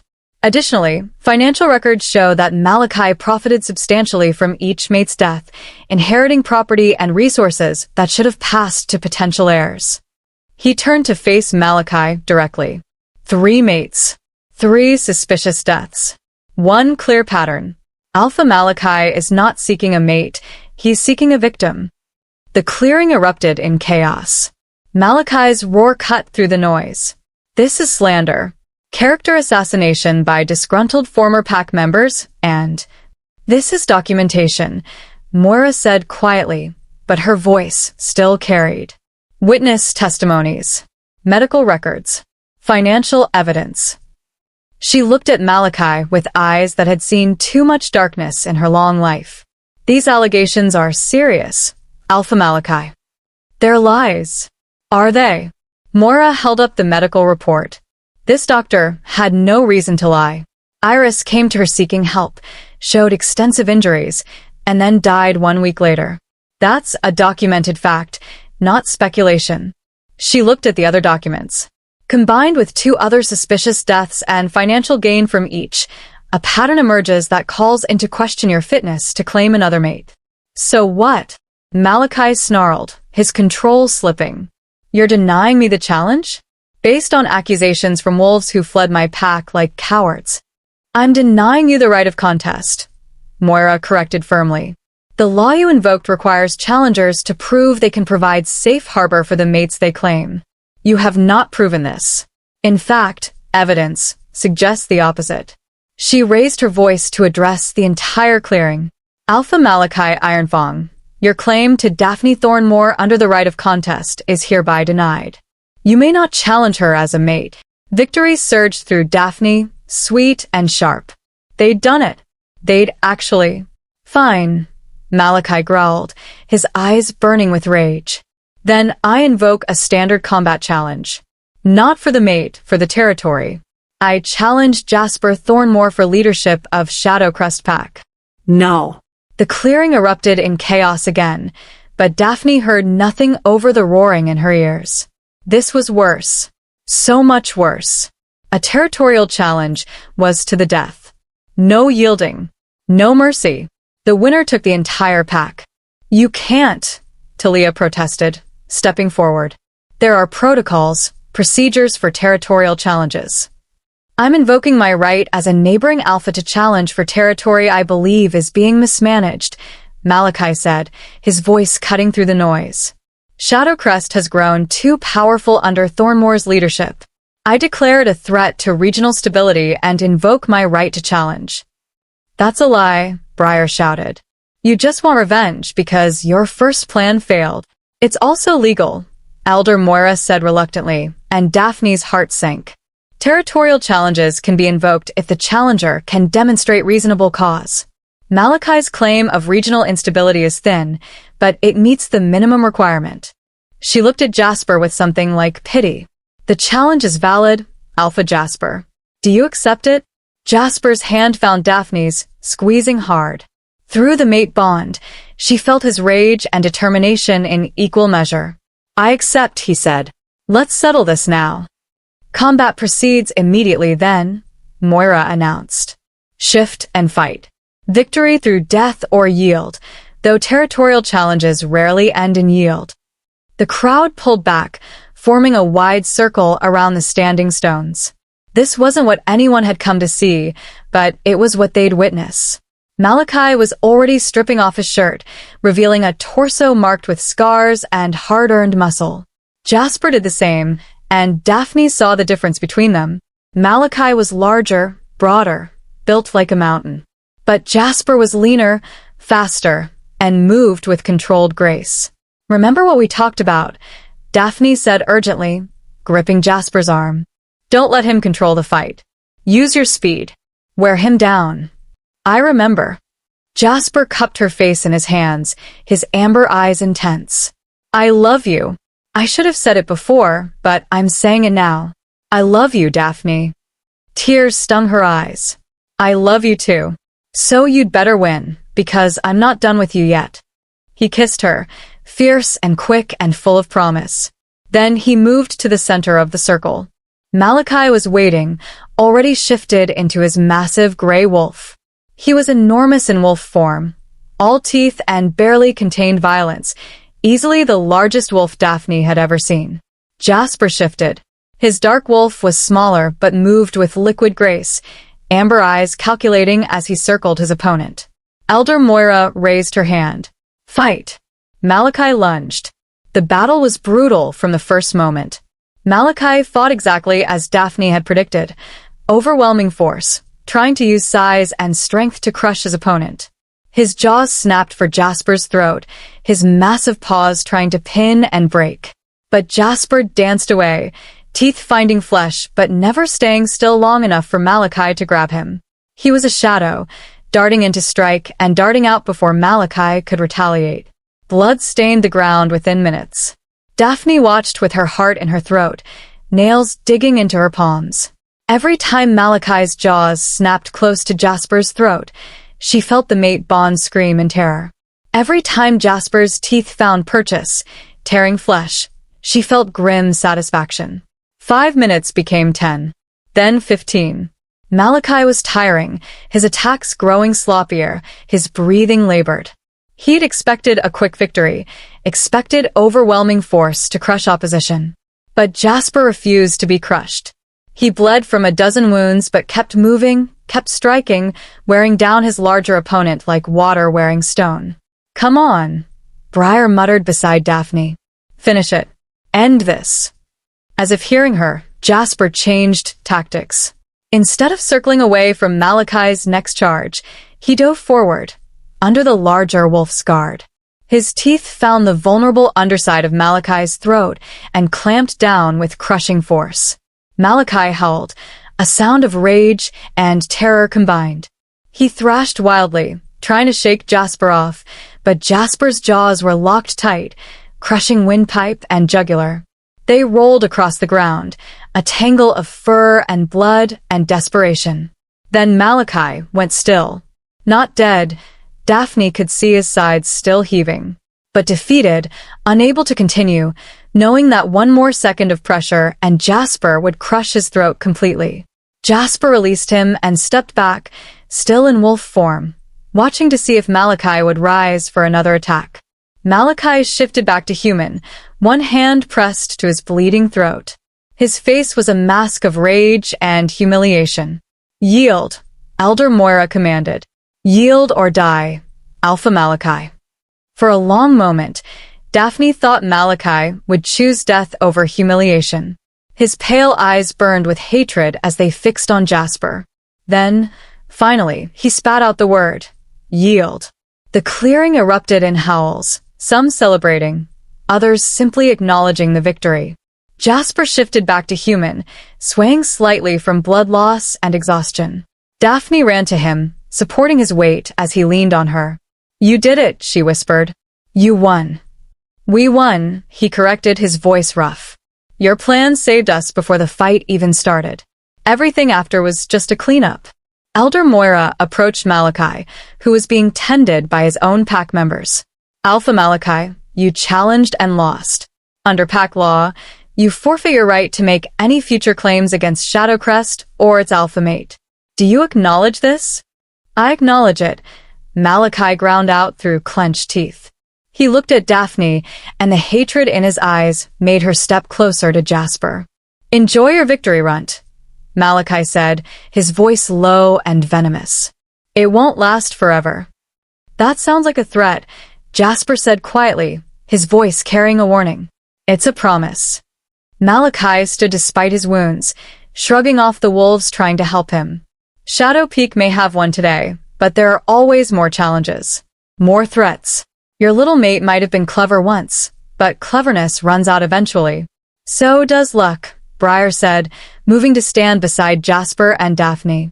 And you've just run out of yours. Leave our territory. Now. Malachi's warriors helped him to his vehicle. The Bloodridge contingent departed in tense silence, leaving the gathered packs to witness the aftermath. Elder Moira approached Jasper with something like approval in her ancient eyes. You fought well, Alpha Jasper. She turned to Daphne. And your mate fought even better, using law and evidence instead of claws and teeth. That's wisdom. Thank you, Elder, Daphne said, her voice shaking slightly with relief and delayed fear. Treasure her, Moira told Jasper. Mates who can think and fight are rare. Don't waste this gift. I won't, Jasper promised. As the packs began to disperse, Shadowcrest's wolves surrounded their alpha and his mate. Gareth clasped Jasper's shoulder with pride. Even Talia offered a rare smile to Daphne. Wolves who'd been skeptical of her now looked at her with respect. You saved us, one of them said. Your research, your plan, it saved all of us. We saved ourselves, Daphne corrected gently. Together. That's what packs do. The celebration at Shadowcrest that night was legendary. But even as Daphne celebrated with her pack, she couldn't shake Malachi's parting words. This isn't over. She had a feeling their troubles were just beginning. Chapter 10. After the Storm. The celebration lasted well into the night. Fire pits blazed against the winter darkness, casting dancing shadows across the settlement. Food and drink flowed freely, and stories of the challenge were already being embellished into pack mythology, how the runt outsmarted a killer, how their alpha fought with the fury of a storm, how Shadowcrest had defeated Bloodridge through both mind and might. Daphne sat with Jasper away from the main celebration, in a quiet corner of the pack house, where they could finally breathe. His wounds had been stitched and bandaged by Mira, and he'd heal completely within days thanks to werewolf metabolism. But for now, he looked exhausted and content. I meant what I said, Jasper murmured, pulling her close against his side. I love you. Not because of convenience or politics. Because you're brilliant and stubborn, and you've changed everything. I love you too, Daphne whispered, nestling into his warmth. Though I have to say, your courting techniques are unconventional. Most alphas don't include death threats and combat challenges in the romance. He laughed, the sound warm against her hair. Most alphas don't get mates who can outthink territorial challengers. Guess we're both special. Special, Daphne agreed, then sobered. Malachi's threat though. Do you think he'll come back? Maybe. Probably. Jasper's arms tightened around her. But we'll be ready. You taught me that today that strength isn't just about fighting. It's about thinking, planning, and using every advantage we have. We make a good team. The best. He tilted her face up to his, amber eyes earnest in the firelight. Marry me. Daphne blinked. What? Marry me. Properly. Jasper's voice was steady, certain. Not just a mate bond for politics, but a real marriage. The whole ceremony, vows before the moon goddess, everything. His expression softened. I want everyone to know you're not just my mate. You're my partner, my equal, my choice, every single day. Tears spilled down Daphne's cheeks. Yes. Yes, of course yes. He kissed her then, deep and slow and full of promise. Around them, pack members who'd noticed the proposal howled their approval, the sound echoing off the mountains. When they finally pulled apart, both breathless and grinning, Briar appeared with cups of wine. "To the Alpha and his brilliant mate," she said, raising her cup. "May your enemies always underestimate you, and may you always prove them wrong." "I'll drink that," Daphne said, accepting the cup. They celebrated late into the night, but eventually exhaustion claimed them both. Jasper carried Daphne to their room despite her protests that she could walk, and they collapsed into bed fully clothed. "We did it," Daphne murmured against his chest, listening to his heartbeat slow into sleep. "We actually survived." "We did more than survive," Jasper said quietly. "We won. Together." "Together," Daphne echoed. She drifted off to sleep feeling safer than she'd ever felt in her life, the mate bond singing contentment between them. 6 months later, spring.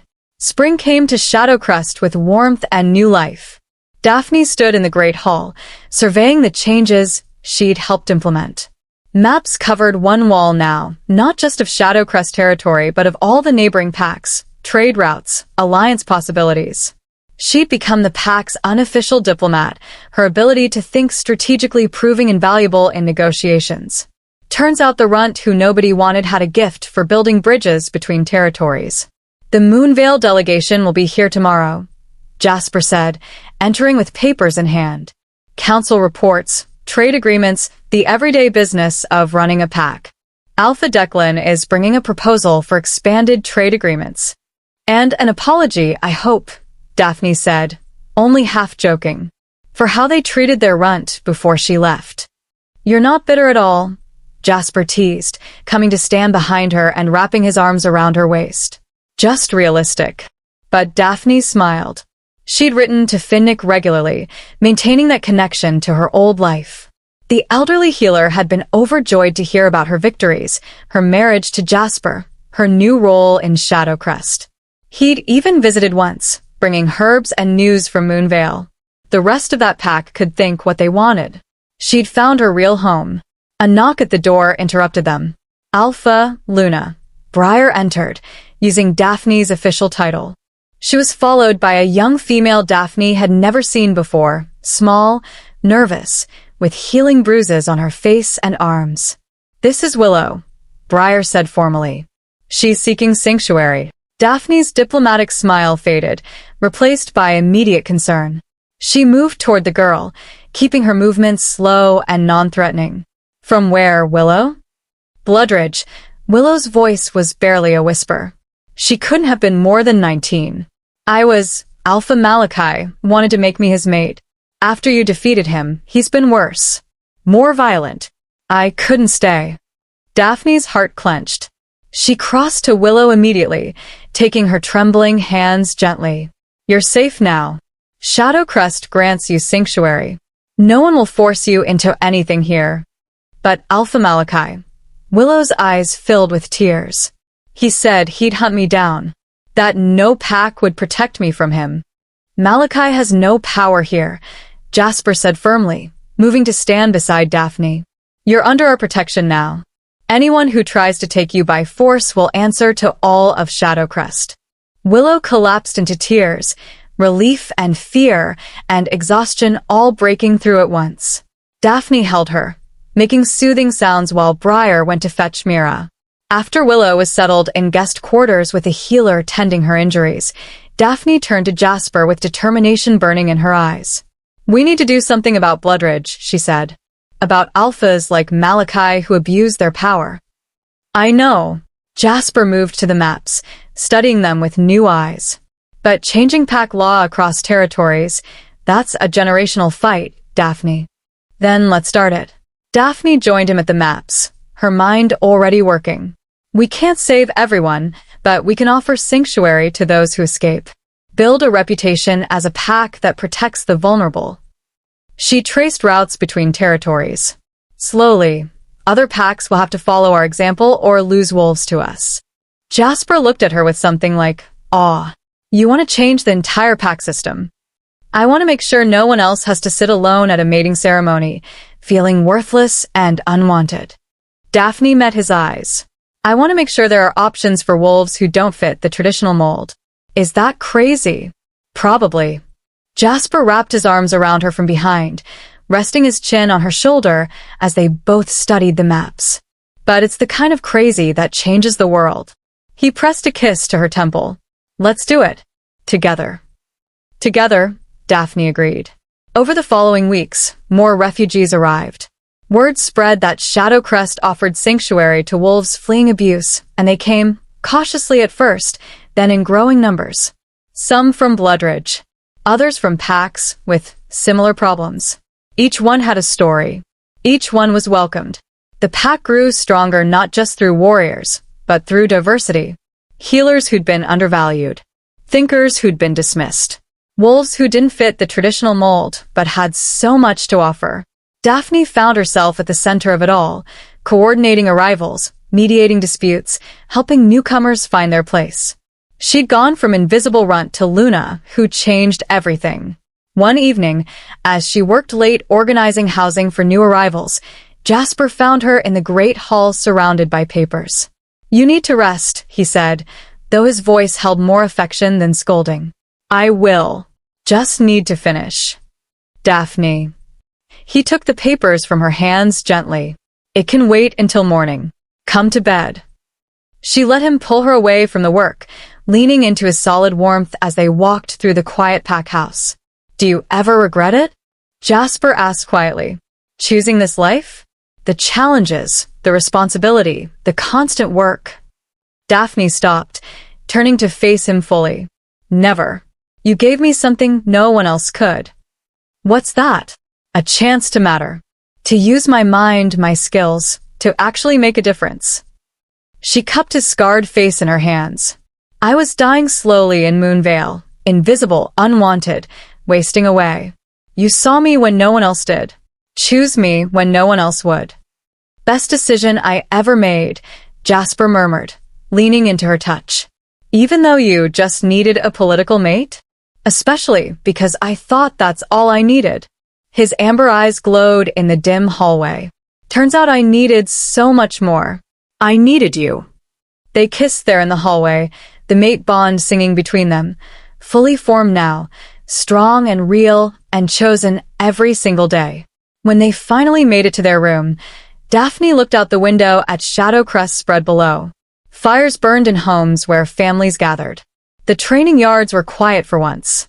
Somewhere in the settlement, refugees slept safely for the first time in months.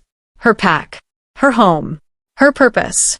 She'd started this journey as an unwanted runt, sitting alone at a ceremony while everyone else found their forever. Now she was Luna Daphne Thornmore, made to the most dangerous alpha in 3 territories, architect of a revolution that would change pack culture forever. "What are you thinking?" Jasper asked, coming to stand beside her at the window. "That I used to pray for someone to choose me," Daphne said softly. "And the moon goddess sent me the one wolf who would not just choose me, but see what I could become." "We became it together," Jasper corrected, taking her hand. "Everything we've built, it's because we chose each other. Every day, through challenges and threats and all the chaos." "Every day," Daphne agreed. They stood at the window, watching their pack settle for the night, planning their next moves to help more wolves find sanctuary and safety. Daphne had been chosen by a giant alpha who needed a political mate. But in being chosen, they'd both found something neither expected: real love, real partnership, and the power to change not just their own lives, but the lives of every wolf who came after. She'd started alone. She'd found everything. And she was just getting started. The winter after their first year together, Daphne sat in the council chamber presenting a proposal that would have been unthinkable a year ago.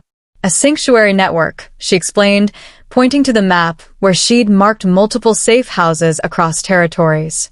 Pack houses dedicated to offering temporary shelter to wolves fleeing abuse. "We staff them with volunteers from multiple packs, ensuring no single territory bears the full burden." Elder Gareth studied the proposal with his scarred face thoughtful. "It's ambitious. It would require cooperation from at least 5 packs. 7 have already expressed interest," Daphne said, "including Moonvale." That got everyone's attention. "Alpha Declan has seen the success of our sanctuary program," she continued. He wants to implement something similar.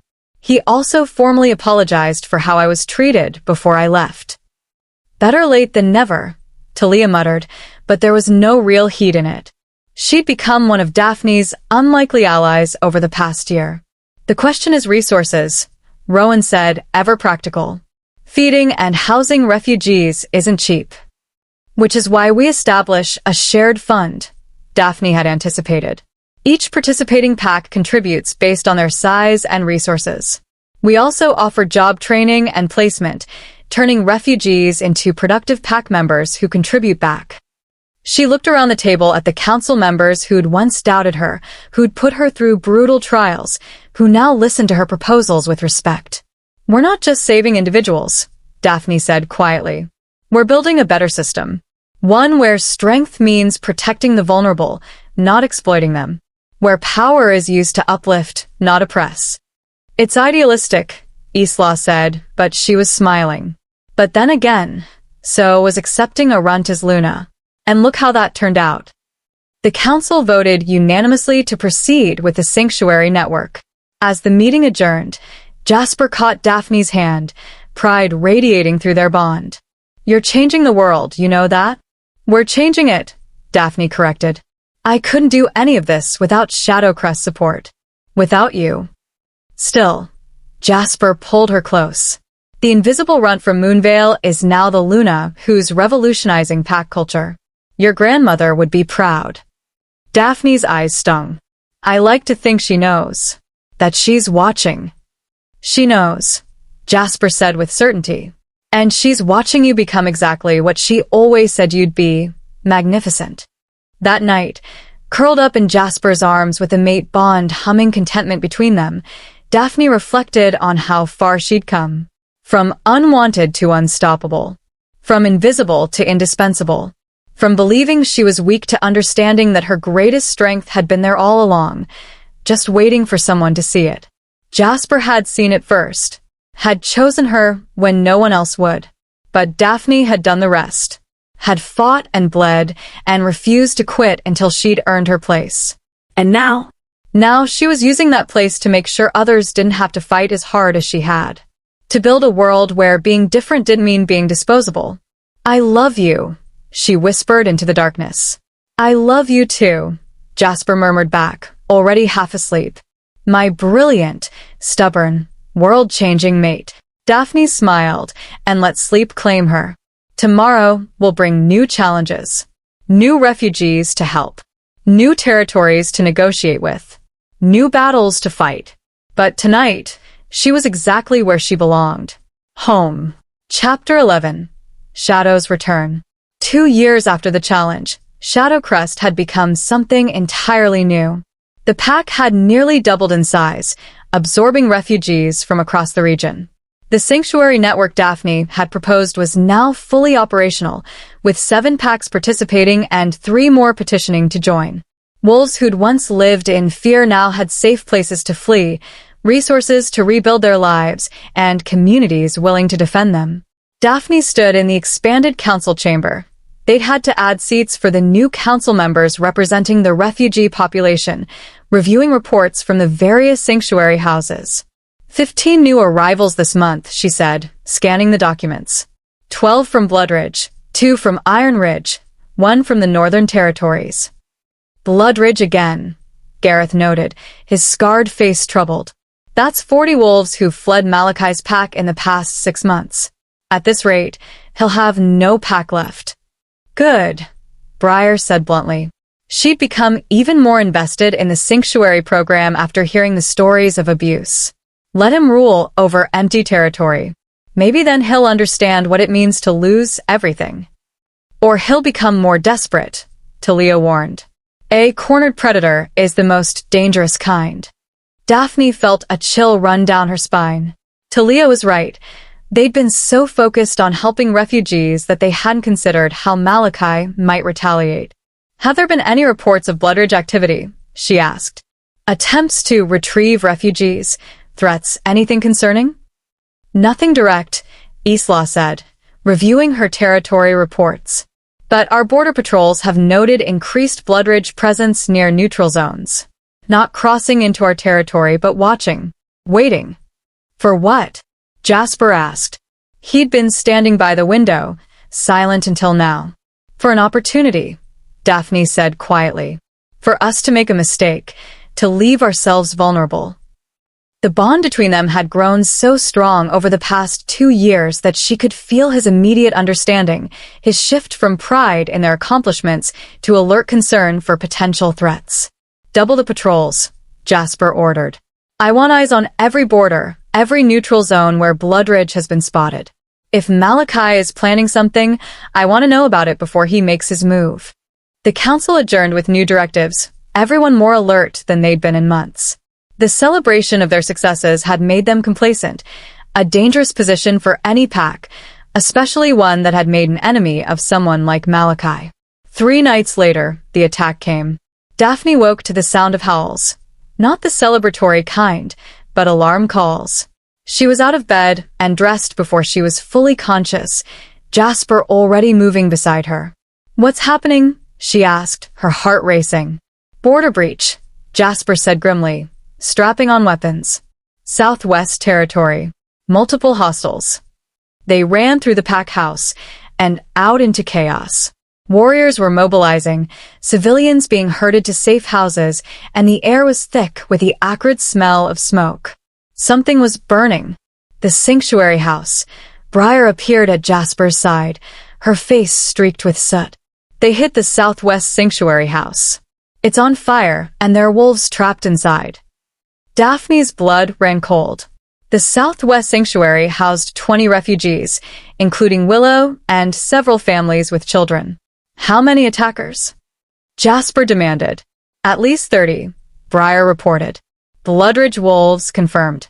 They came in fast, set fire to the building, and are holding our warriors back from rescue attempts. Where's our response team? En route, but they need 5 more minutes to arrive in force. Briar's jaw clenched. Those refugees don't have 5 minutes. Jasper's face went hard as stone. Then we don't wait. Daphne. I'm coming, she said before he could tell her to stay behind. Those are my wolves in there. I'm not hiding while they burn. For a moment, she thought he'd argue. Then he nodded sharply. Stay close to me. Don't engage directly unless you have to. They shifted and ran. The scene at the sanctuary house was worse than Daphne had imagined. Flames engulfed half the structure, and the sounds of terrified wolves trapped inside cut through the night. Bloodridge warriors formed a perimeter, keeping Shadowcrest wolves from reaching the building. It was strategic, calculated cruelty. They weren't trying to kill everyone, just make Shadowcrest watch as refugees burned. Malachi's revenge. Jasper didn't hesitate. He launched himself at the Bloodridge line with the full fury of an enraged alpha, and his warriors followed. The clash was immediate and brutal. Daphne spotted a gap in the line, a weak point where 2 Bloodridge wolves were focused on the fighting ahead of them. She was smaller than most wolves, had been trained more for defense than offense, but she'd learned enough in 2 years to be dangerous when she needed to be. She darted through the gap, shifting to human form as she reached the burning building. Willow, she screamed over the roar of flames. Can anyone hear me? A voice from inside, weak, terrified. Luna, we're trapped in the back room. The door's blocked. Daphne ran around the building, assessing damage. The main entrance was fully engulfed, but there was a back door, damaged but potentially accessible. She grabbed a fallen branch and used it to pry at the warped wood, ignoring the heat searing her hands. Almost there, she called. Get everyone to the back door. The wood splintered. The door gave way with a crack that sent Daphne stumbling back. Immediately, smoke poured out, and then wolves, shifting to human form as they fled the burning structure. Willow emerged carrying a child, her face black with soot. Thank the goddess. Keep moving, Daphne urged, helping an elderly wolf who could barely walk. Get to the forest, stay low. A massive form materialized from the smoke ahead of them. Malachi. He'd been waiting, watching for someone to breach the building, to make themselves vulnerable. And Daphne had walked right into his trap. The little Luna, Malachi said, his voice a rumble of dark satisfaction. How noble of you to rescue your precious refugees. Though I wonder, will anyone rescue you? Daphne's mind raced. She was in human form, exhausted from prying open the door, facing the Alpha who'd wanted to claim her 2 years ago and had been nursing that grudge ever since. Behind her, refugees fled into the forest. At least they'd escape. You won't touch her. Jasper's voice came from behind Malachi, and the massive Alpha turned to find himself surrounded. Shadowcrest warriors had broken through the Bloodridge line and now formed a circle around Luna and her enemy. Malachi laughed, the sound sharp and bitter. Look at this. The mighty Shadowcrest, protecting their weak little Luna. His pale eyes fixed on Daphne with hatred. You've destroyed my pack, Runt. 40 of my wolves are gone, fled to your sanctuary, because you convinced them they were victims instead of warriors. They were victims, Daphne said, finding her voice despite her fear. And you're exactly what I called you 2 years ago, a monster who sees mates and pack members as possessions to be used and discarded. Careful, Malachi warned, but there was something almost manic in his expression now. You've taken everything from me. My reputation, my pack, my power. What's to stop me from taking something from you? He lunged. Not at Daphne, at Willow, who was still carrying the child. Everything happened in an instant. Daphne threw herself forward, shifting mid-leap into her small wolf form. She wasn't strong enough to stop Malachi, but she could put herself between him and the refugees. Malachi's massive jaws closed on her shoulder instead of Willow's throat. Pain exploded through Daphne's body as he shook her like a rag doll. She felt bones crack, felt her own blood hot against her fur. Then Malachi was gone, torn away by Jasper's fury. The two alphas clashed with a violence that shook the ground. But Daphne couldn't watch. Her vision was graying, her shoulders screaming agony. She'd protected Willow. The child was safe. That was what mattered. Briar's face appeared above her, shifted to human form. Stay with me, Luna. Mira's coming, just stay. The refugees, Daphne gasped. Are they safe? All of them, thanks to you. Briar pressed something against Daphne's shoulder, cloth, trying to stop the bleeding. You absolute fool. Brave, magnificent fool. Daphne heard the sounds of combat, heard Malachi's roar of rage and pain, and Jasper's answering snarl. Then silence, sudden and absolute. Is he, she managed. Jasper's got him. Briar confirmed, relief flooding her voice. Malachi yielded. It's over. Daphne let her eyes close, let the pain and exhaustion claim her. It wasn't over. Not really. Malachi might have yielded, but the hatred in his eyes promised future violence. But for now, the refugees were safe. That was enough. Daphne woke 3 days later in the pack house, her shoulder wrapped in so many bandages, she looked like a mummy. Jasper sat beside the bed, and by the looks of him, he hadn't left since she'd been brought in. Hey, she croaked, her throat dry. Hey yourself. His voice was rough with emotion. He took her hand gently, careful not to jostle her injuries. You terrified me. When I saw Malachi's jaws close on you, I had to. Daphne squeezed his hand weakly. Willow and the child are fine. Because of you. Jasper's amber eyes were red-rimmed. You saved 20 wolves that night, but you almost died doing it. Almost doesn't count. Daphne tried for humor. Daphne. Jasper's voice broke. Don't joke. You were unconscious for 3 days. Mira said if Malachi had bitten down any harder, if he'd severed the artery, he couldn't finish the sentence. But he didn't. Daphne reached up with her good hand to touch his face. I'm here. We're both here. What happened to Malachi? Jasper's expression went cold. After he yielded, I gave him a choice. Disband Bloodridge and leave the territory, or face formal charges of attempted murder of Luna before the regional council. What did he choose? He chose exile. He left 2 days ago with a handful of warriors still loyal to him. Bloodridge pack is dissolved. The remaining wolves were absorbed into neighboring packs or came here seeking sanctuary. Daphne absorbed this. So we won. We survived. Jasper corrected. Malachi's still out there, still dangerous. He swore vengeance before he left. Of course he did. Daphne sighed. We really know how to make enemies, don't we? We really do. Jasper leaned down and kissed her forehead gently. But we also know how to protect what matters. You proved that. Over the following weeks, as Daphne healed, the full scope of what had happened became clear. The attack on the sanctuary house had been meant to break Shadowcrest's will, to prove that protecting refugees came at too high a cost. Instead, it had the opposite effect. Wolves across the region saw how Shadowcrest had defended their sanctuary, how their Luna had thrown herself into danger to save refugees, how even when faced with a monster like Malachi, they hadn't abandoned their principles. 3 more packs petitioned to join the sanctuary network. Donations poured in from territories that wanted to support the cause.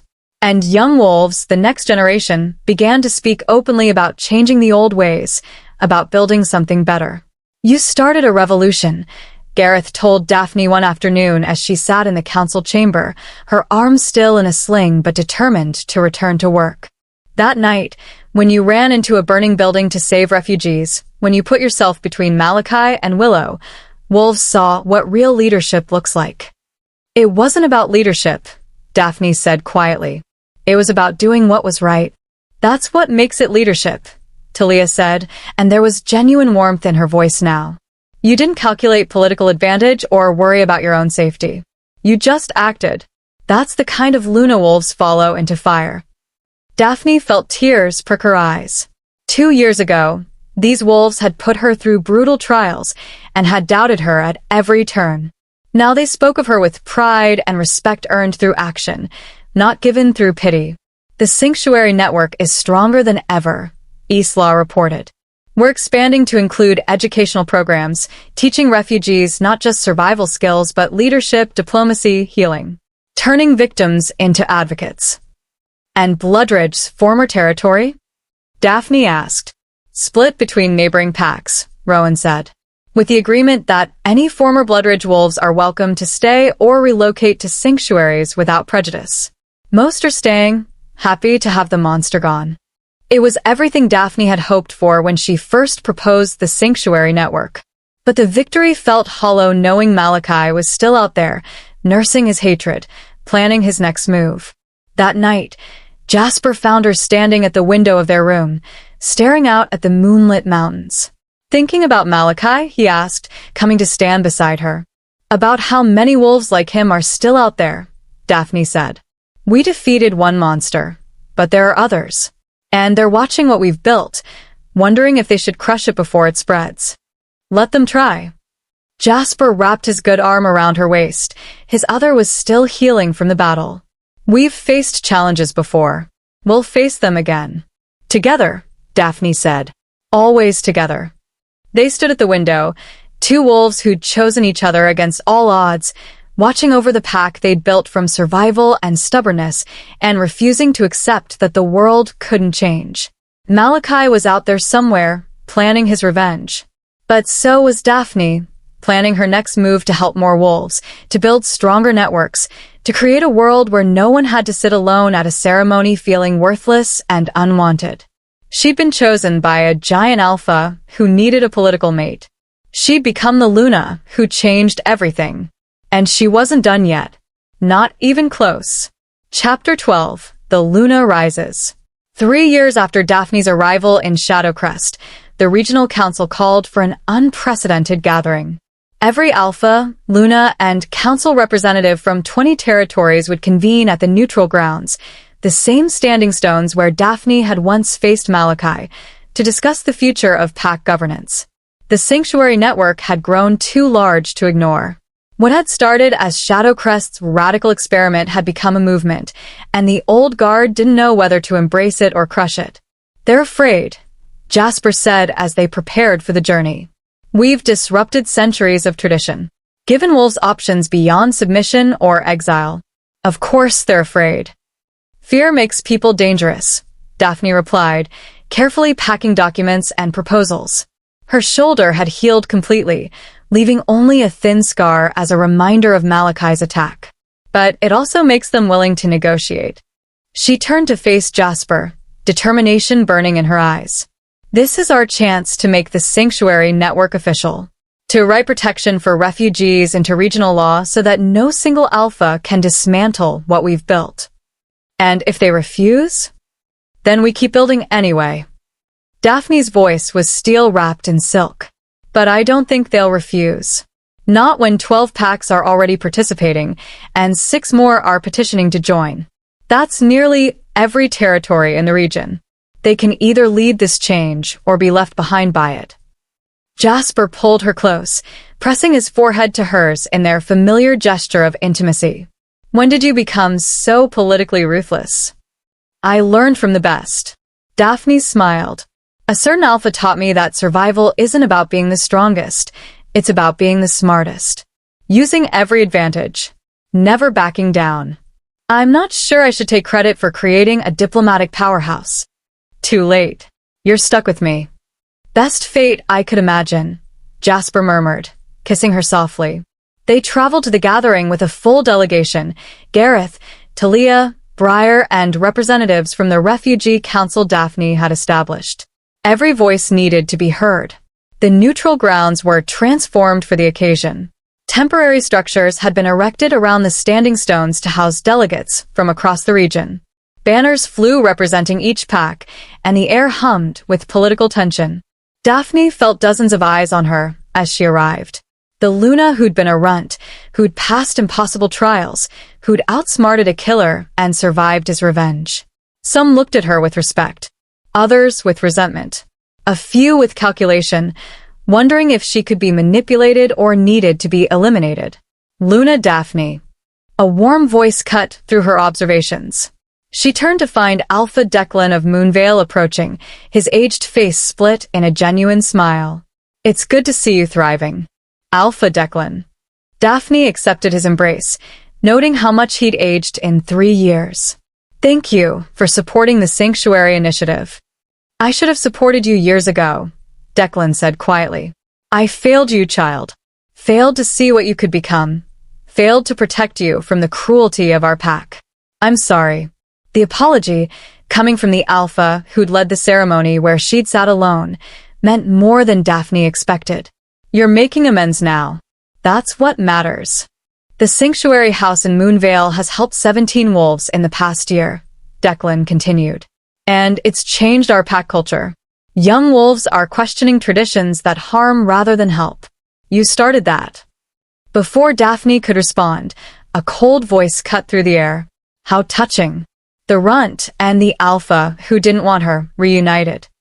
Daphne's blood ran cold. She knew that voice. She turned slowly to find Malachi standing at the edge of the gathering, flanked by a handful of warriors. He'd been invited. Protocol demanded that all regional Alphas be present, even exiled ones. He looked thinner than she remembered, harder. Exile had carved away everything soft, leaving only rage and hunger for revenge. Malachi, Jasper said, his voice deadly calm as he moved to stand beside Daphne. You weren't expected to attend. Oh, I wouldn't miss this for anything. Malachi's smile was all teeth. A gathering to legitimize the network that destroyed my pack? To write into law the very thing that turned my warriors into refugees? I need to see this spectacle. You destroyed your own pack, Daphne said clearly, aware that every wolf present was listening. Through abuse, through murder, through turning power into tyranny.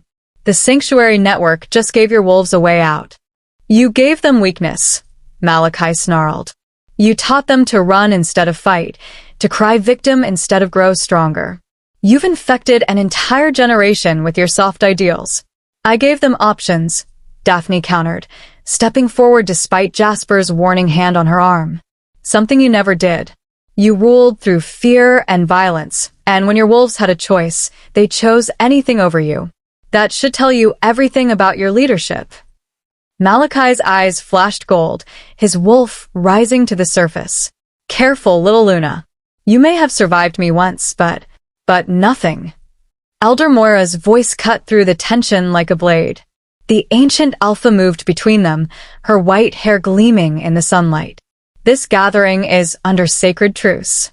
Any violence here will result in permanent exile from all territories. Is that understood? Malachi's jaw clenched, but he nodded curtly and stalked away. Moira turned to Daphne, studying her with those sharp eyes that missed nothing. You've made quite an enemy, young Luna. I've made quite a few, Daphne admitted. But I've also made allies. And I'd rather have enemies for doing what's right than friends for staying silent. Moira's lips twitched in what might have been approval. Well said. Come, the council is ready to begin. The gathering took place in a great circle around the standing stones, every delegate given equal position. It was symbolic, a departure from the hierarchical seating that usually marked such events. Elder Moira presided, her presence commanding immediate silence. We gather to address the Sanctuary Network, she began. What started as one pack's initiative has grown into a regional movement. The question before us, do we legitimize and codify these protections into law, or do we dissolve the network as a threat to traditional pack structures? Murmurs rippled through the assembly. I call upon Luna Daphne Thornmore to present the case for legitimization. Daphne stood, her heart hammering but her voice steady as she moved to the center of the circle. 3 years ago, I was an unwanted runt who sat alone at a mating ceremony, invisible to my own pack, she began.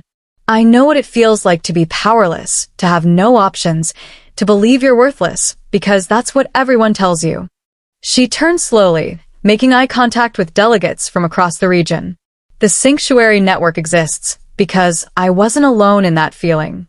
Because across our territories, there are wolves, strong, capable wolves, who are trapped in situations that destroy them. Mates who face abuse. Omegas who are exploited. Young wolves who don't fit traditional roles and are punished for it. She pulled out documentation, holding it high. In 3 years, the Sanctuary Network has helped 437 wolves. 437 lives saved or changed. And in helping them, we've strengthened participating packs. Refugees become productive members, contributing skills in healing, craftsmanship, diplomacy, talents that were being wasted or destroyed in their original packs. You've weakened traditional pack structures, a gruff alpha called out. Undermined authority, taught wolves to run instead of accept their place.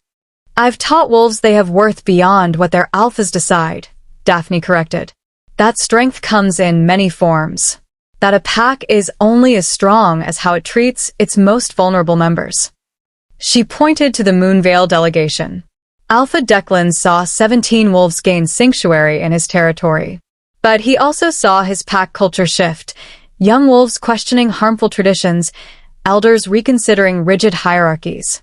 Moonvale is stronger now, not weaker.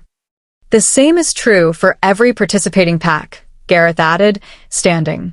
Shadowcrest has grown from 70 wolves to 140. Our economy has diversified. Our council now includes voices that were once silenced. We're more resilient because we're more inclusive. But at what cost? Another alpha, an older male from the Eastern Territories, stood. You've made enemies. Malachi isn't the only alpha who resents what you've built. Some see the Sanctuary Network as a challenge to their authority. Because it is, Daphne said bluntly. It challenges the idea that alphas have absolute power over their pack members' lives. Those mates are possessions. That weakness justifies abuse.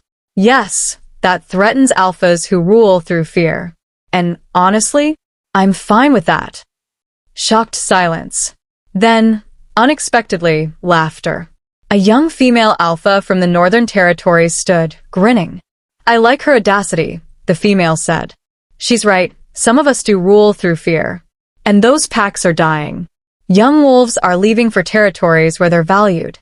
The Sanctuary Network didn't create that problem. It just exposed it. Alpha Saren speaks truth. Another voice called. My pack lost 12 wolves last year.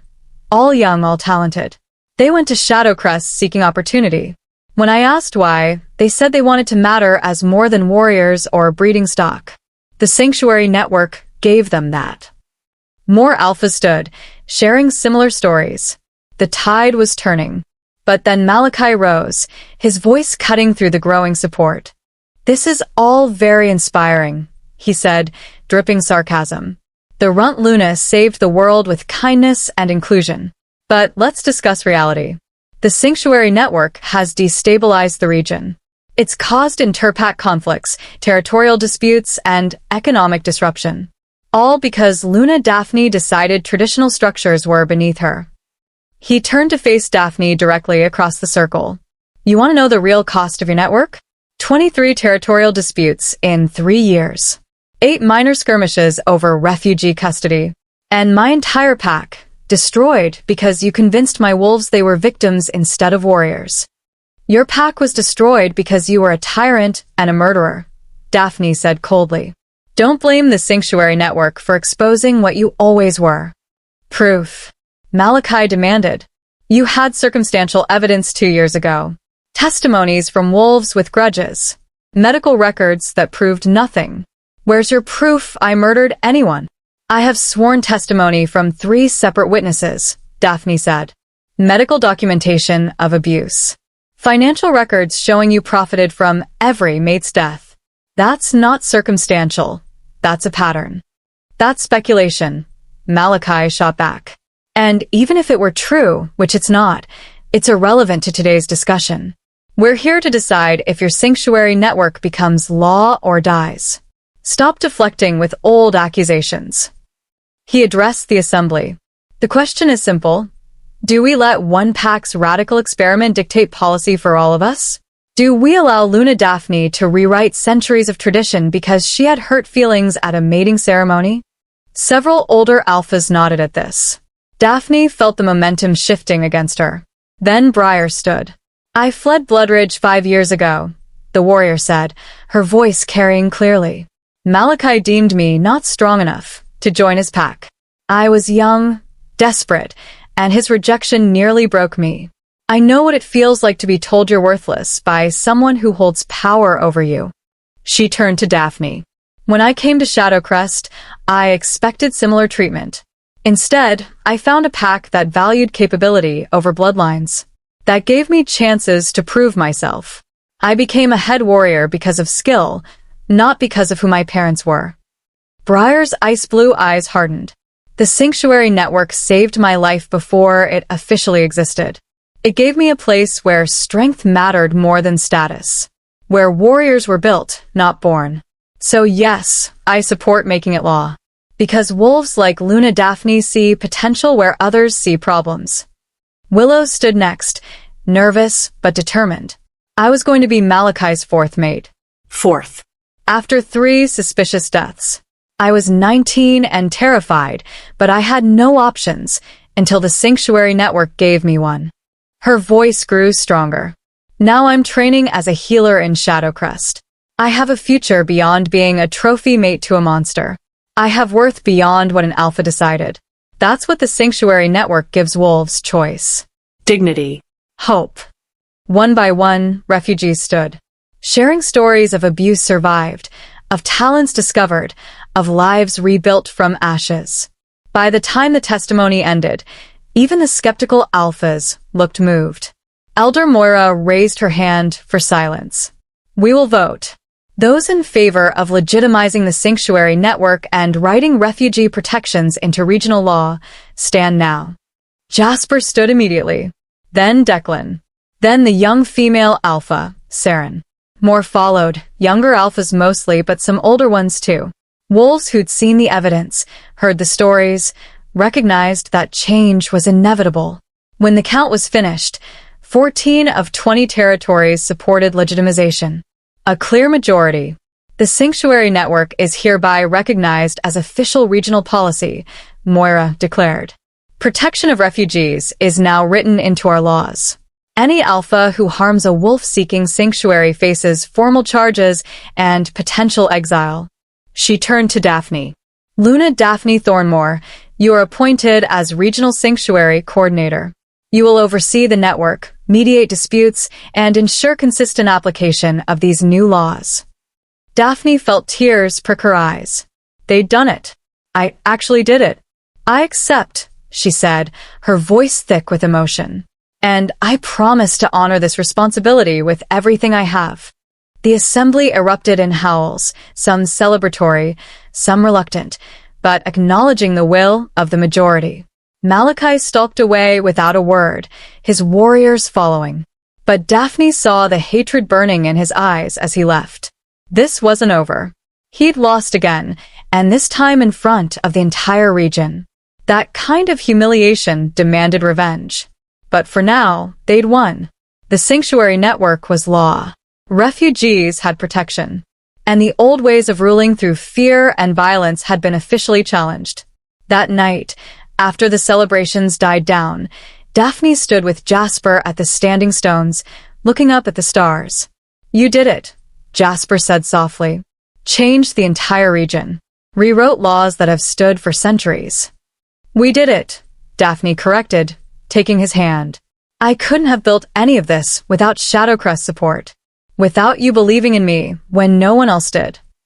"I didn't believe in you at first," Jasper admitted. "I chose you because I needed a mate. I expected. I don't even know what I expected. But not this.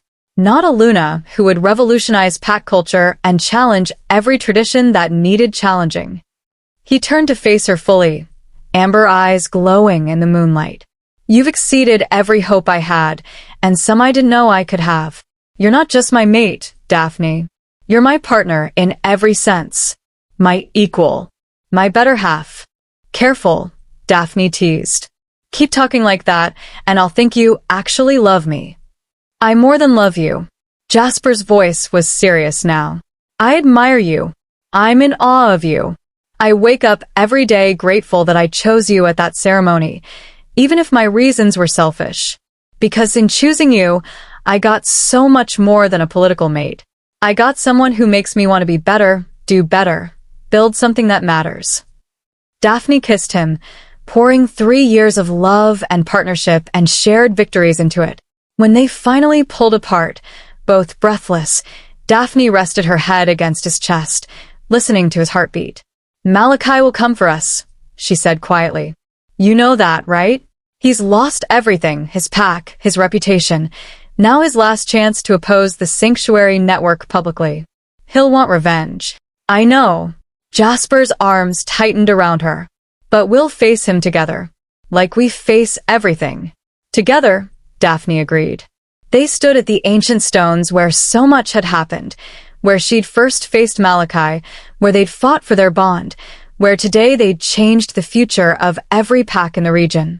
Daphne had started her journey as an invisible runt, unwanted and alone. She'd become Luna Daphne Thornmore, regional sanctuary coordinator, architect of a revolution that would echo through generations. And she was just getting started, because there were still wolves out there who needed saving. Still alphas who ruled through fear. Still systems that needed changing. Malachi was one monster among many. But Daphne had learned something important over the past 3 years. Monsters could be defeated. Not always with claws and teeth, but with intelligence, compassion, and the refusal to accept that the world couldn't change. She'd been chosen by a giant alpha who needed a political mate. She'd become the Luna who changed everything. And the story? The real story of transformation and revolution? It was only the beginning. Chapter 13. The Legacy.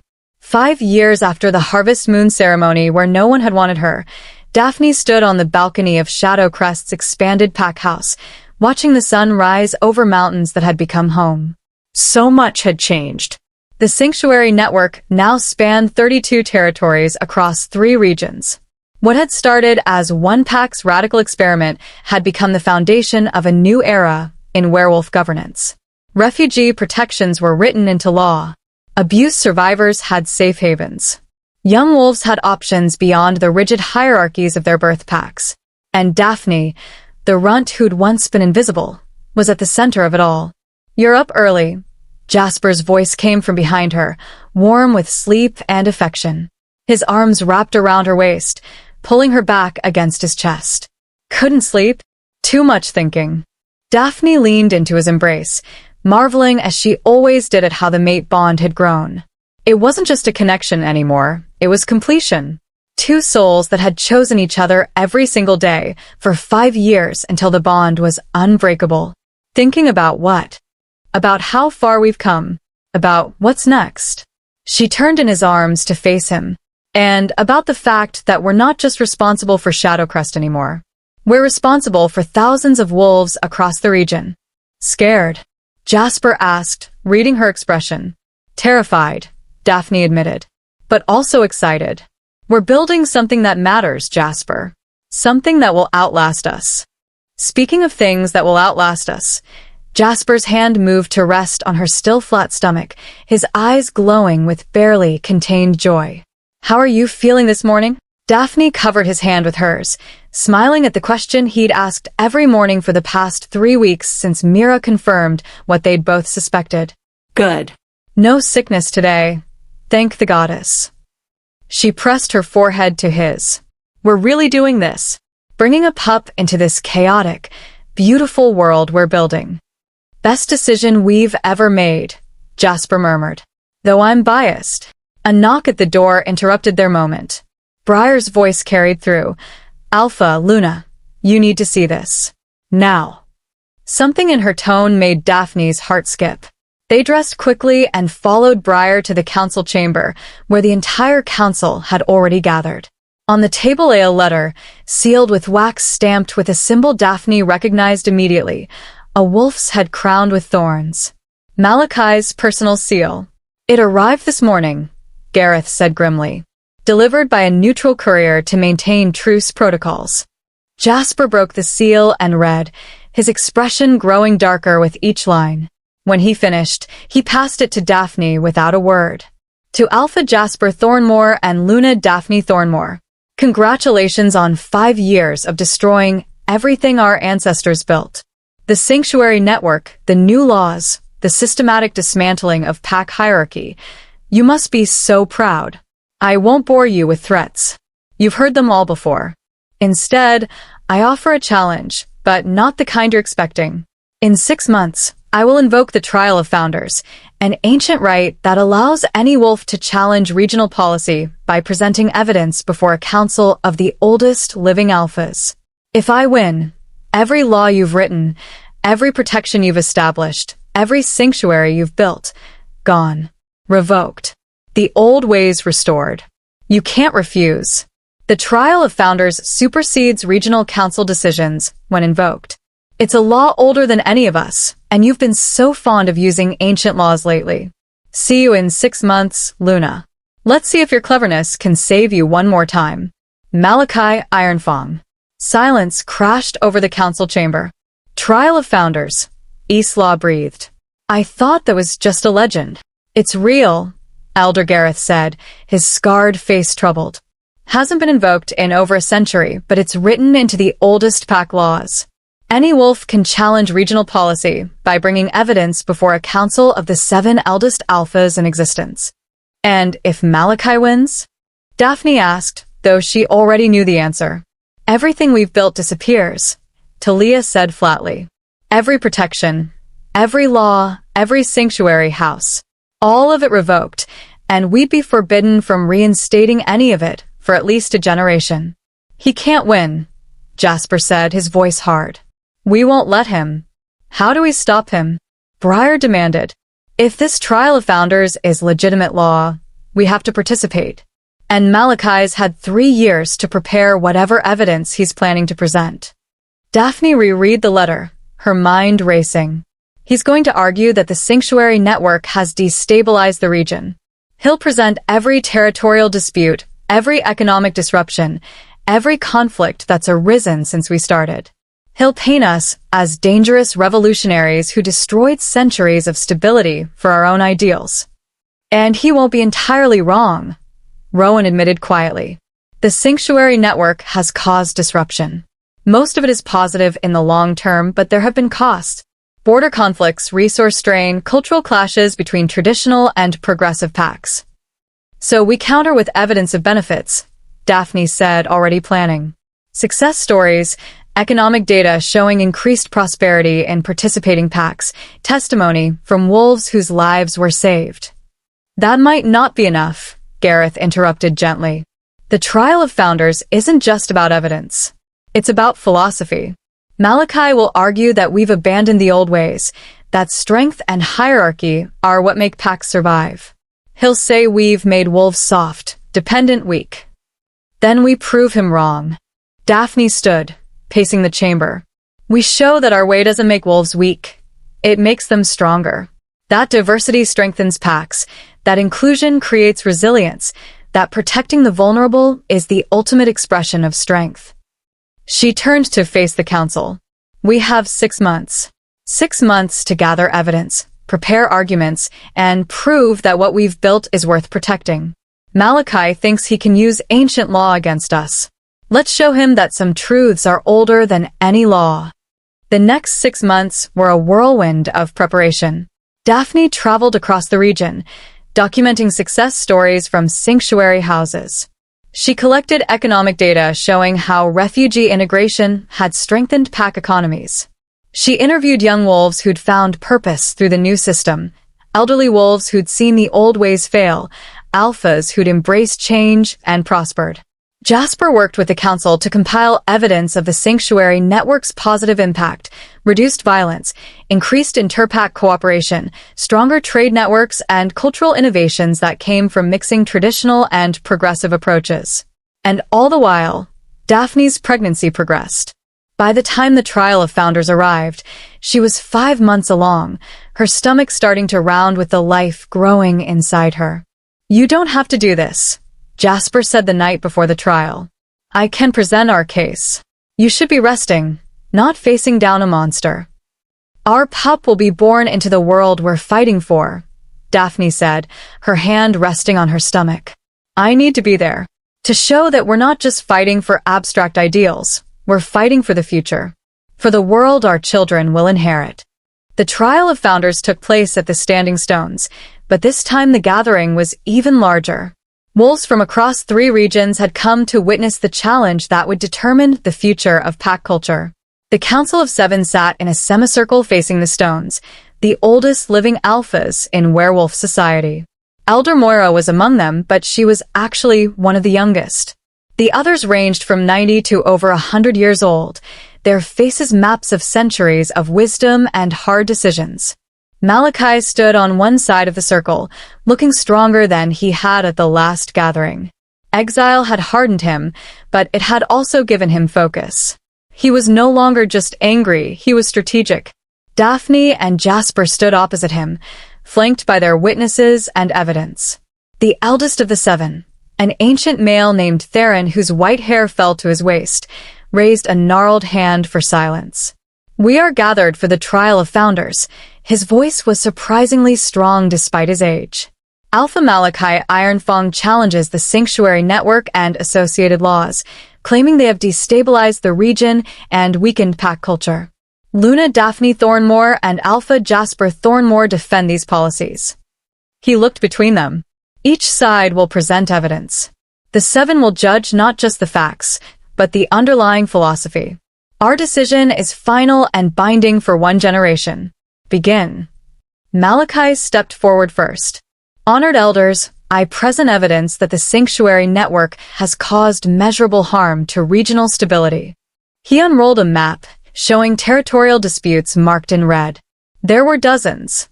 27 border conflicts in 5 years, all related to refugee movement or sanctuary house placement. Conflicts that wouldn't exist if wolves stayed in their original packs. He produced economic reports. Resource strain in participating packs. 5 territories have requested financial aid due to refugee population increases. The costs of the sanctuary network are being borne by packs who can least afford it.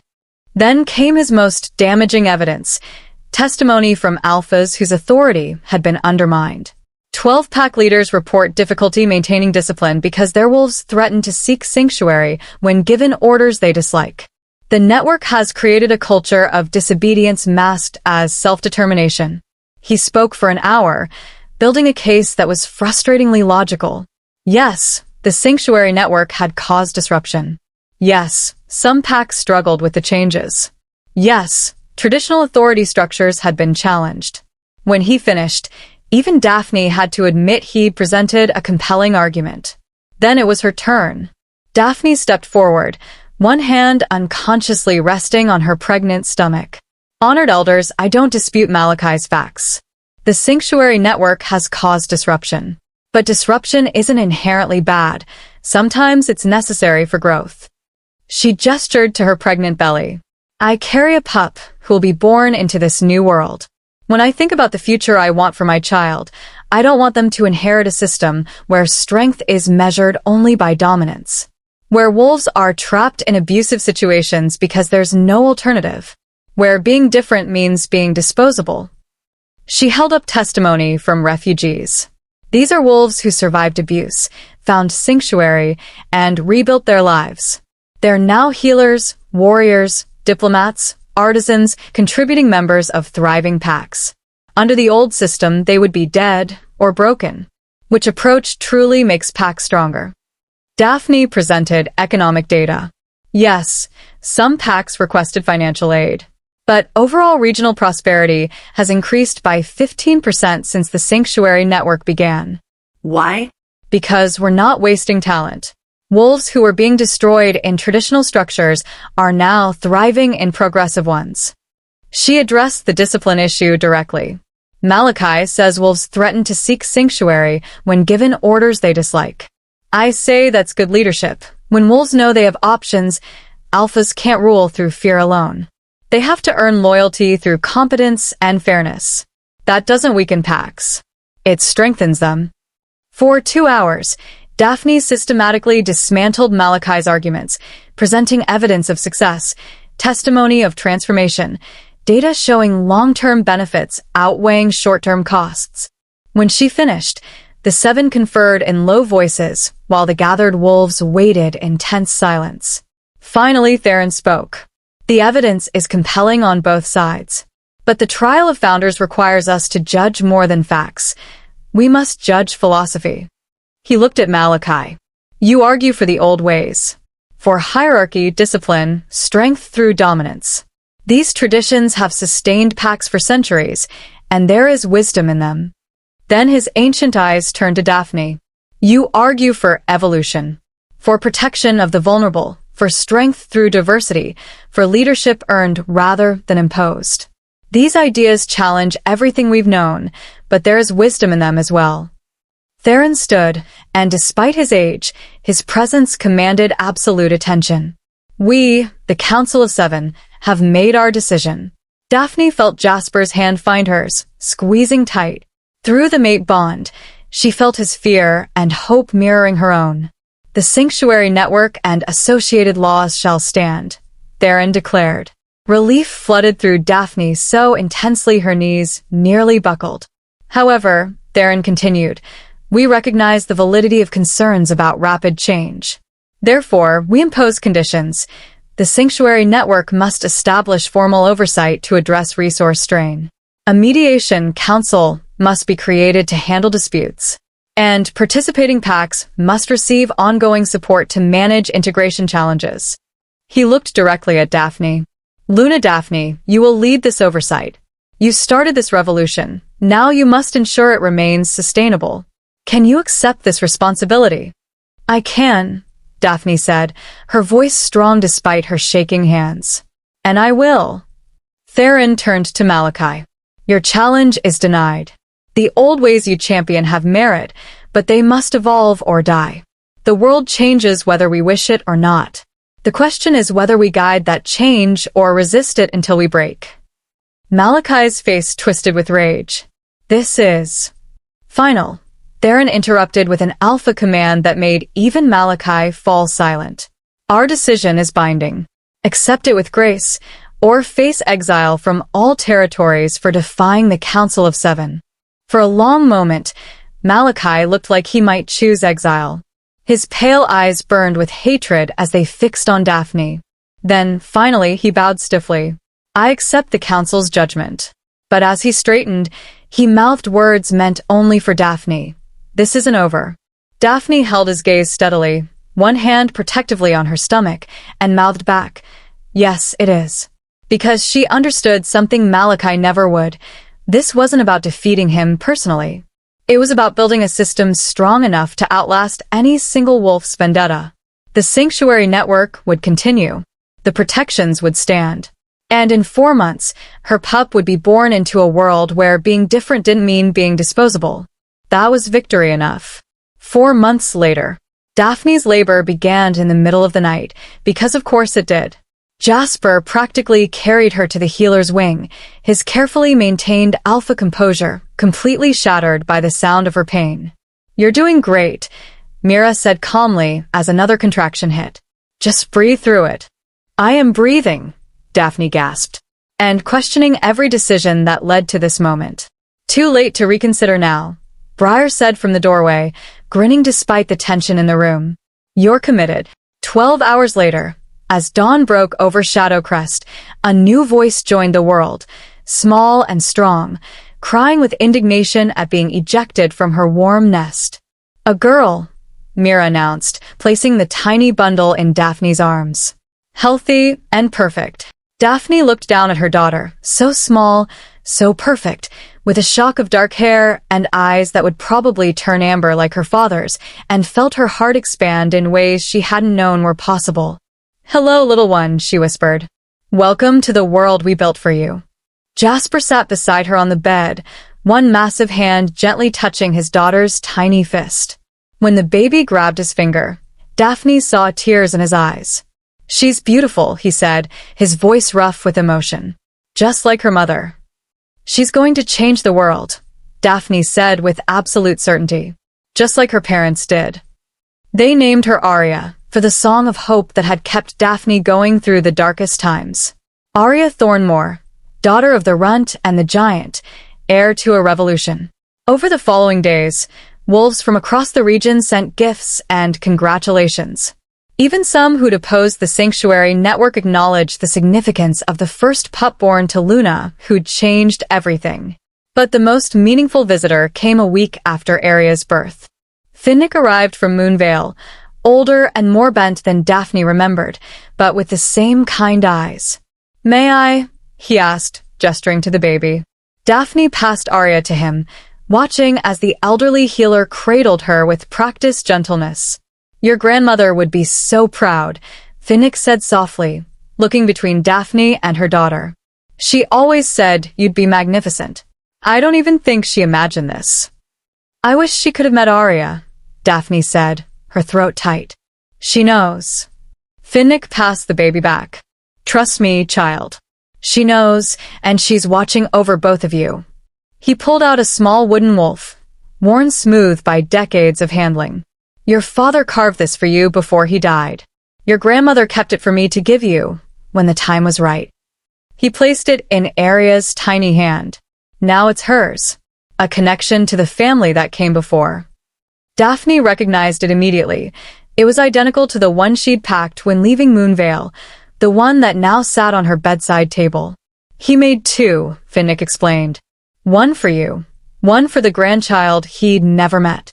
Your grandmother made me promise to deliver it when you had a pup of your own." Tears streamed down Daphne's face as she looked at the tiny wolf in her daughter's hand. "Thank you, Finnick. For everything. For seeing me when no one else did. For believing in me." "All I did was help you see what was always there," Finnick said. "The rest? That was all you, child. All you." 1 year later, the regional council gathering fell on the 6th anniversary of Daphne's arrival in Shadowcrest. She stood before the assembly with Arya on her hip. The 1-year-old had opinions about being left with caretakers and presented the annual Sanctuary Network report. 32 participating territories. 673 wolves aided this year. Economic growth in participating packs averaged 17%. Cultural innovation scores up across all measured categories. She looked around at the assembled alphas and Lunas. The Sanctuary Network isn't just surviving. It's thriving. She shifted Arya to her other hip. "But we're not done. This year, we're expanding to include educational initiatives, teaching young wolves leadership, diplomacy, healing, and craftsmanship.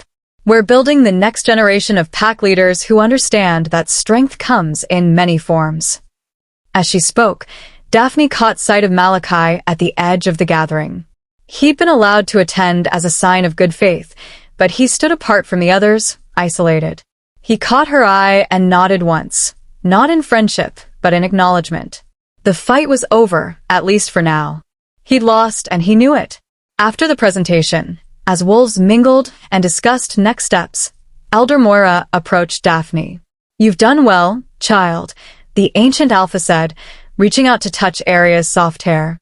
"In 6 years, you've transformed not just Shadowcrest, but our entire way of life." "We did it together," Daphne said, the same response she always gave. "I couldn't have done any of this alone." "No," Moira agreed. "But you were the catalyst, the spark that started the fire." She studied Daphne with those sharp eyes. "What's next for you, Luna? Surely you're not content to just maintain what you've built." Daphne smiled. "Actually, I'm writing a book. A history of the Sanctuary Network, but also a guide for future leaders. I want to document what we learned, the successes and the failures, so the next generation doesn't have to start from scratch." "And what will you call this book?" "From Invisible to Invincible, a Luna's Guide to Revolution," Daphne said, only half joking. "Too dramatic?" Moira laughed, a sound like wind through ancient trees. "Not at all. Though I suggest you include a chapter on how to survive while changing the world. That's a skill more leaders need to learn."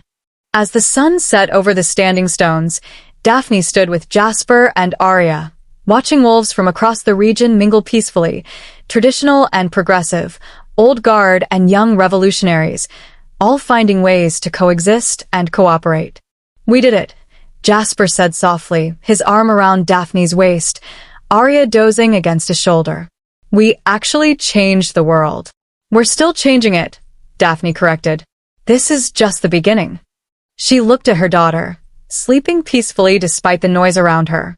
Aria would grow up in a world where being different wasn't a death sentence, where wolves had options beyond the rigid hierarchies of old, where strength was measured not just by dominance, but by compassion, intelligence, and the courage to stand up for what was right. "What are you thinking?"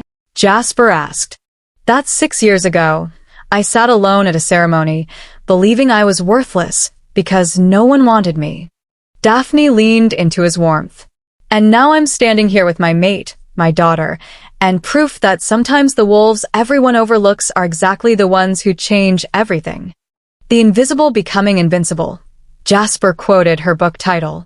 "Something like that." Daphne smiled. "Though I prefer to think of it as the invisible finally being seen. That's all most of us need, someone to look past the surface and see what we could become." "I saw it," Jasper said. "Eventually. Better late than never," Daphne teased.